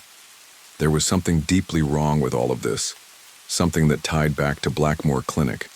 And for the first time since I moved to London, I felt like I was standing on the edge of something I couldn't understand, something I wasn't ready for. The rest of the day after my encounter with the man in black passed in a blur. I spent my time at the office checking legal documents, attending a few client meetings, but none of it really registered. My mind kept drifting back to the street corner, to his words. They'll burn, all of them. One big pile of ashes before God. I couldn't let them go. They haunted me like an itch I couldn't scratch, pulling me away from my responsibilities. That night, I sat in my cramped flat in Whitechapel, staring at the faint glow of my computer screen. I tried to focus on the work I'd left unfinished, but it was no use. My fingers hovered over the keyboard, but all I could think about was the man in the black coat. His vacant eyes, his hollow voice, the way his breath had smelled like something long dead. I couldn't ignore it. I had to know who he was. I started with the basics. Googling Reverend Ephraim Voss led me down a rabbit hole of increasingly disturbing articles. His name was linked to an extremist group called the Purifying Flame. They were radical, anti-science, anti-progress, and obsessed with a twisted interpretation of religion. Their manifesto, as it was called, listed places like Blackmore Clinic as institutions of filth and corruption. They saw themselves as purifiers, using violence to cleanse the world of what they deemed immoral. I couldn't believe what I was reading. The Purifying Flame had claimed responsibility for a string of arson attacks across the country. One of them was at a similar clinic in Manchester, just the year before. I read every article, every post from hate-filled forums. The man in black wasn't just some eccentric, it was him. Ephraim Voss. And what I'd heard that day on the street wasn't a random outburst. It was part of something much larger, something that was brewing in the shadows. I clicked through to more articles. Some were about the group's activities, others about their history of violent protests. But one article caught my eye. A small blurb about a break-in at the Blackmore Clinic a few years ago. Someone had tried to set the building on fire, but the Molotov cocktail hadn't lit. A failed attack. There was no mention of who had done it, but the details matched what I had read in those hate forums. The exact same rhetoric, the same purification language. The more I read, the more the unease gnawed at me. Something wasn't adding. Blackmore Clinic had been around for decades, long before Ephraim Voss or the Purifying Flame had become infamous. But the more I researched, the more I realized that Blackmore Clinic was a place no one talked about in public. There was no real information about its operations, its founders, or its purpose. The official record was thin, and that only added to the sense of dread. Around midnight, I stood up and paced the small space of my flat. I had to go back there, the clinic. I needed to see it again to understand what was going on. But as I stood by the window looking out into the foggy streets of Whitechapel, the feeling in the pit of my stomach returned. I wasn't just trying to satiate curiosity anymore. I was searching for something I didn't fully understand. I was chasing a fear I couldn't shake. The next morning, I walked to work with my head down, trying to shake the feeling of dread that clung to me. As I passed the Blackmore Clinic again, the fog was thicker than usual, swirling around the edges of the building. The windows, frosted and opaque, gave no hint of what lay inside. I hadn't seen anyone coming in or out of the place the day before. It felt abandoned. I paused on the sidewalk, glancing over at the clinic, my heart hammering in my chest. It wasn't just the strange encounter with Ephraim Voss that was making me feel this way. It was the isolation of the building, the feeling that something was buried there, something that didn't want to be uncovered. As I stood there, lost in thought, I heard a noise behind me, a soft shuffle, almost like footsteps on wet pavement. I turned, expecting to see a passerby, but instead I saw the same man, Ephraim Voss. He was standing across the street just as he had the day before, watching me. His figure was sharp against the fog, his coat flapping slightly in the wind. His face was still hidden beneath the brim of his wide hat. But this time, I saw something in his posture. It wasn't just the eerie stillness, it was something worse. He was waiting for me. I felt my pulse quicken. My legs went stiff, my feet frozen to the pavement. He didn't move, not at first. He just stood there, watching, his mouth moving silently as if muttering to himself. Then, slowly, as though savoring the moment, he lifted his head and met my eyes. "They're going to burn it all down," he rasped. "The fire will purify what they've done, all of them, and it's too late to stop it." His words hit me like a cold slap. My mind raced. What was he talking about? What had they done? Before I could respond, he turned and began to walk down the street, his long dark coat billowing behind him like a shadow. I wanted to run after him, to confront him, to demand answers, but I stayed still. It was like my legs refused to obey. All I could do was watch him disappear into the fog. I didn't know what he meant. I didn't know who they were. But I couldn't deny the terror that gnawed at me, gnawing deeper into my chest as I stood there, paralyzed. The rest of the day felt like a dream. The office was a blur, the hum of conversation around me distant and muted. I could feel the weight of Ephraim's words echoing in the back of my mind, pulling me down into the murky depths of something I didn't understand. The clinic, the protests, the firebombings. Everything was connected, but I couldn't see how. I had to find out more. I had to go deeper, even if it meant going into places I shouldn't be. But I knew one thing. I wasn't just going to stand by and let it happen. The next few days felt like I was walking through a fog that I couldn't shake. It wasn't the weather, though the constant London mist certainly didn't help. It was something heavier, a weight that hung around my shoulders, clinging to my every step. Ephraim Voss's words echoed in my head, twisting through my thoughts, becoming louder with every hour that passed. They'll burn, all of them, one big pile of ashes before God. What had he meant? Who were they? And why did it feel like he was talking about more than just a protest? I had to find out. The firm was in full swing, cases piling up, clients calling in a panic. The usual stress of my daily life kept me moving forward, but my mind kept returning to Blackmore Clinic, to the man in black who haunted the streets of Whitechapel. Ephraim Voss wasn't just a crazy street preacher. He was part of something much bigger, something dangerous. But what exactly? The clinic seemed like the key. It was at the heart of all this, shrouded in mystery, and I couldn't keep pretending that it was just another nondescript building. There was something else, something dark buried within those walls. By Friday afternoon, I couldn't take it any longer. I had to go. I was almost obsessively checking the clock, counting the minutes until I could leave the office and head out, on my own. I wasn't sure what I was looking for. Answers, proof, a sense of closure, whatever it was. I knew I couldn't rest until I'd seen it for myself. I left work earlier than usual, the streets already soaked with rain and fog, the city moving around me as I walked toward Blackmore Clinic. It was still light out, but the weather made everything feel like dusk. People passed me in a blur, their faces blurred by the mist. I tried to focus on my breathing, to keep my heart from pounding too loudly in my chest. I was doing the right thing, right? As I neared the clinic, I felt a twinge of dread. It wasn't the building itself that unsettled me. It was the way everything around it seemed to darken. The closer I got, the more the fog seemed to close in, like it was swallowing the street. There was a heaviness in the air, as if the building was pulling the mist toward it, drawing it in like a vortex. I stopped a few meters from the front door, staring at the frosted windows, trying to peer through the mist that clung to the glass. The building was silent, the door locked tight.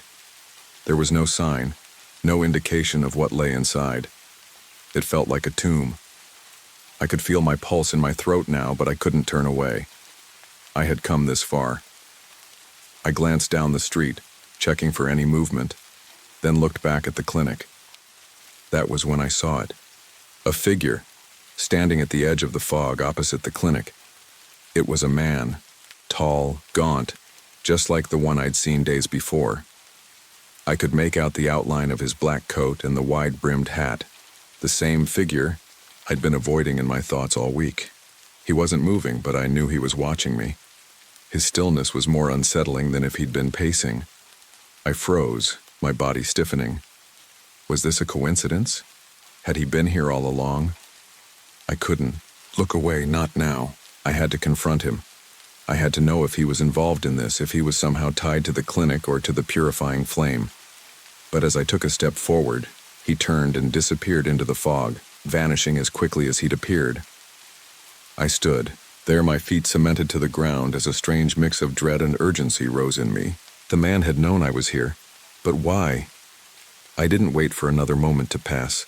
My hand reached for the door of Blackmore Clinic. It was locked, of course, but I wasn't going to give up. I tried the door again, harder this time, pressing my shoulder into it.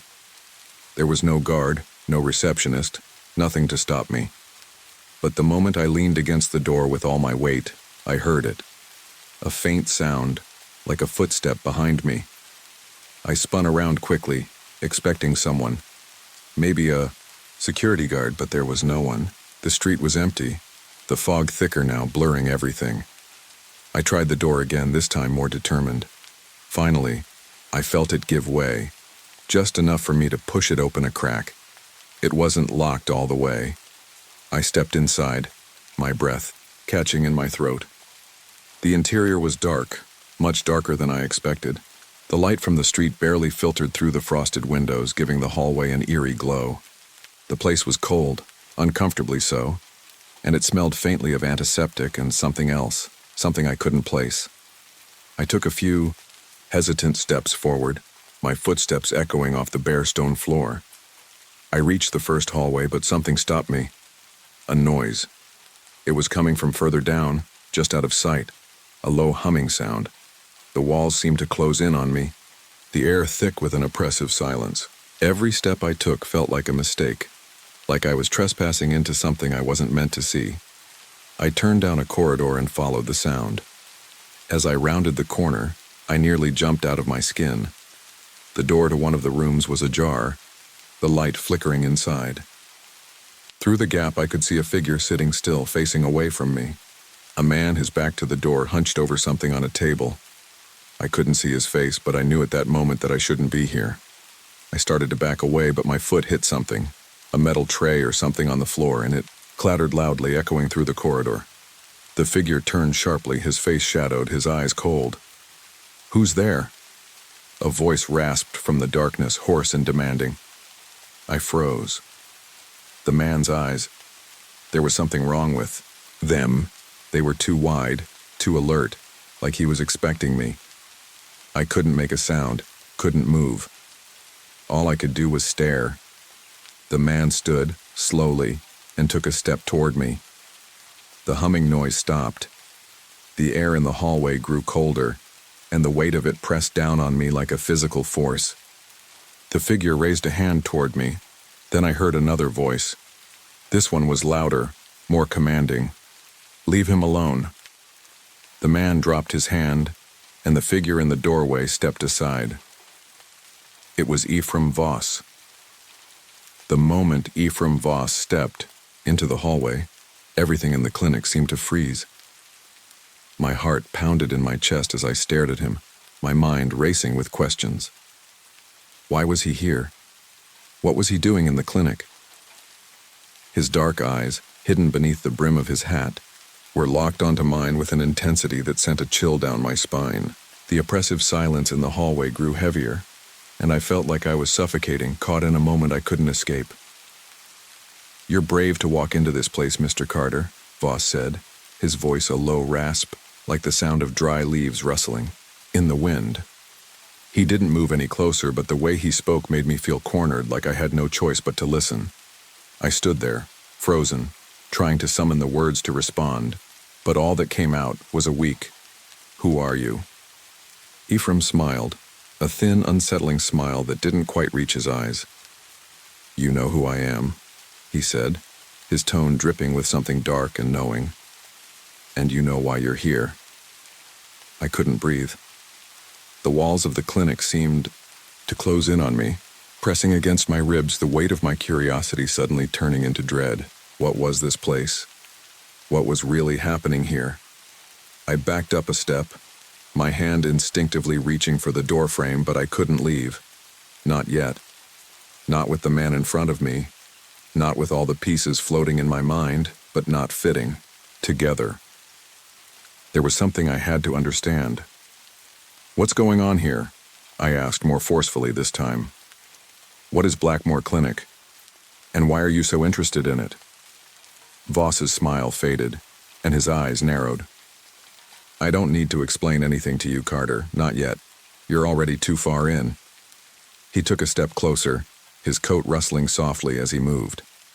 I felt the heat rise in my chest, and I found myself taking a step back, my hands trembling slightly. I had to remind myself to breathe. I wasn't going to let him intimidate me. But I didn't understand what I was dealing with. "Why the clinic?" I asked again, my voice shaking slightly. "Why these people?" Voss stood silently for a moment, as if weighing his words. Finally, he spoke, his voice slow and deliberate. "The clinic is where the weak go. It's where the corrupted go. They call it therapy, but it's something much darker, and they keep it hidden from the world." I felt a cold shiver crawl up my spine. "What are you talking about?" I whispered. Voss's lips parted, and he leaned in slightly as though sharing a secret. "They experiment on them. They call it reform, but it's really about breaking them, breaking their will, their minds. They burn away everything that makes them human until they're nothing but empty shells." His voice dropped, almost conspiratorial.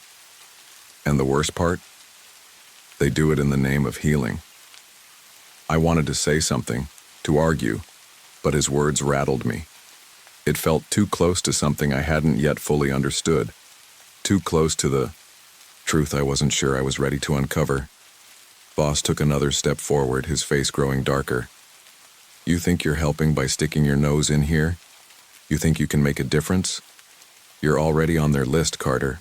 I'm just here to make sure you understand what happens to people who don't leave this place behind. What happens when they fail?" My heart stopped.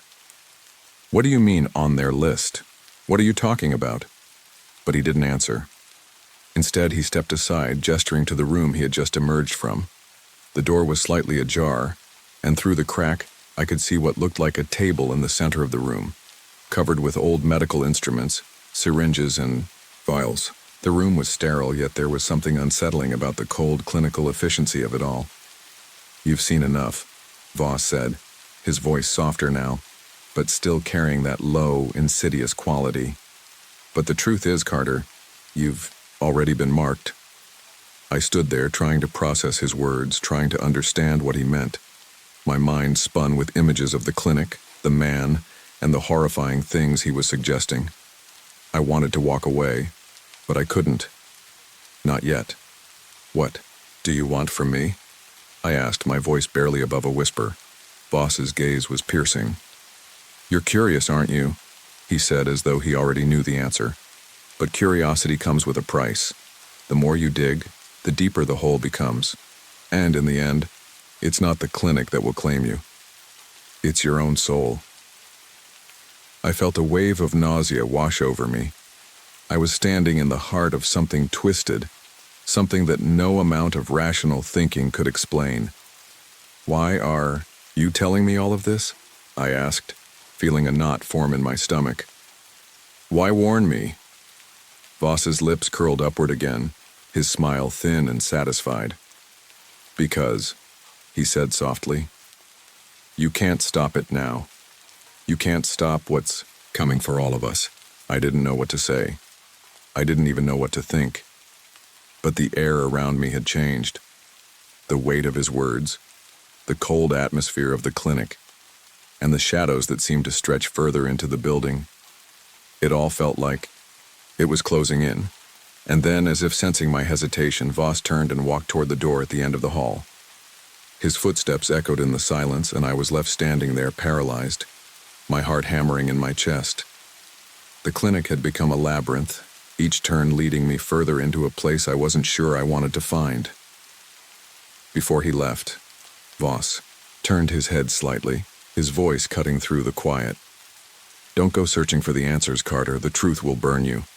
And with that, he was gone, disappearing into the depths of the clinic. The air felt heavier now, thicker. I was alone again, but not truly alone. The sense of dread I had felt before was magnified, now that I knew what I was dealing with. But even as I stood there, trying to steady my breath, a small part of me still couldn't stop thinking about what he'd said. I had already been marked. No one here was safe, not really. And now, neither was I. The days that followed my encounter with Ephraim Voss were suffocating. Every step I took through the streets of Whitechapel felt like it was part of a larger game I didn't understand, one that I had stumbled into by accident, yet couldn't escape. The more I tried to convince myself that Voss was just a man lost in his delusions, the more I felt the pull of something dark that was impossible to ignore. I kept telling myself I should walk away. I should forget about the clinic, about the extremist group, about Voss. I had a job to focus on, a life to build, but I couldn't. I couldn't shake the words he had spoken, the coldness in his eyes. You've already been marked. The phrase echoed through my thoughts, replaying over and over like a twisted lullaby. One evening, a week after that unsettling conversation, I decided to take matters into my own hands. I had to know what Blackmore Clinic was truly about. I couldn't keep living in the fog of uncertainty, afraid of something I barely understood. It was late, the fog thick as ever, wrapping around the buildings like a damp cloth. I had finished work early, and instead of heading straight home, I found myself once again standing outside the clinic. The streets were quieter now, the usual hum of city life muted by the dense fog. The clinic loomed before me, silent and imposing. There were no signs, no indication that anything had changed, but I knew it was a place built on secrets, secrets that would not remain hidden for long. I approached the entrance, my breath shallow in the cold night air. The door was locked, just like before, but my resolve had strengthened since that night. I had to get inside. I glanced around. The street was empty. No one was watching. I pulled the door gently, feeling for any sign of resistance, and was surprised when it gave way with a soft creak. I stepped inside, the familiar smell of antiseptic hitting me immediately, mixing with the faint scent of something older, something decayed. I was in, and now I could see it for myself. The hallway stretched out before me, dimly lit, the air thick with silence. I couldn't shake the feeling that something was watching me, lurking just out of sight. I walked cautiously, my footsteps muffled by the old stone floor, each step making me feel more exposed, more vulnerable. The weight of the building pressed in on me, and I couldn't help but glance over my shoulder every few steps, half expecting someone or something to be behind me. I knew I was getting closer to the truth, but the deeper I went, the more I wished I had never come. The clinic wasn't just a rehabilitation center. It was a place of something much darker. I could feel it in the walls, in the way the air tasted. It was as though the very structure of the place was soaked in something corrupt, something rotten. As I rounded a corner, I saw a door slightly ajar. It was the same room I had glimpsed earlier, the one with the medical instruments. This time I didn't hesitate. I pushed the door open wider and stepped inside. The room was cold and sterile, as expected, but there was something else. A table in the center of the room was covered with instruments, but there were also photographs, disjointed, disturbing images pinned to the wall. Photos of people, patients, their eyes hollow, their expressions vacant. There were dates written in the margins of the photos, and as I stepped closer, I saw the names of the people scrawled underneath them. The dates were recent, too recent. I felt my stomach twist as I read through the notes. The language was clinical, but the implications were horrifying. Experimental treatments progressing. Subject 4 has shown signs of cognitive regression. Plan to introduce phase 2. My skin crawled as I realized these weren't just patients, they were test subjects. Human beings treated like lab rats in some twisted, unregulated experiment. Then I saw something that made my blood run cold. In the corner of the room, beside the photographs, there was a small file cabinet. It was old, worn, but it had a lock. I couldn't help myself. I crouched down and opened it, my hands trembling as I rifled through the folders inside. The first few were filled with patient records, all marked with red ink. Do not disclose. But then I found one with my name on it, Daniel Carter. Date of last visit, March 2023. My hands shook as I pulled the file from the drawer. Inside was a single sheet of paper filled with notes about me. But they weren't just about my legal case or my personal history. They were about me, about what I had seen, about what I had been exposed to. And at the bottom of the page there was one final note.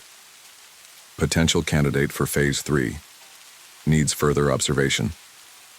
The realization hit me like a punch to the stomach. They'd been watching me.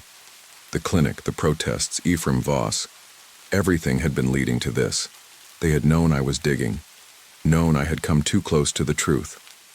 I dropped the file, my heart racing, and I turned to leave. But then I heard it, the sound of footsteps behind me. I spun around, my pulse hammering, but no one was there, except for a shadow moving at the far end of the hallway. I didn't wait to find out who or what it was. I bolted for the door, my feet pounding against the stone floor, the sound echoing in the empty hallway. As I pushed the door open, I heard the unmistakable sound of someone or something chasing me. I didn't stop running until I was back on the street, gasping for breath, the cold air filling my lungs. The fog was thicker now and the streets were deserted. I stumbled back toward my flat, my mind racing, my body shaking with adrenaline.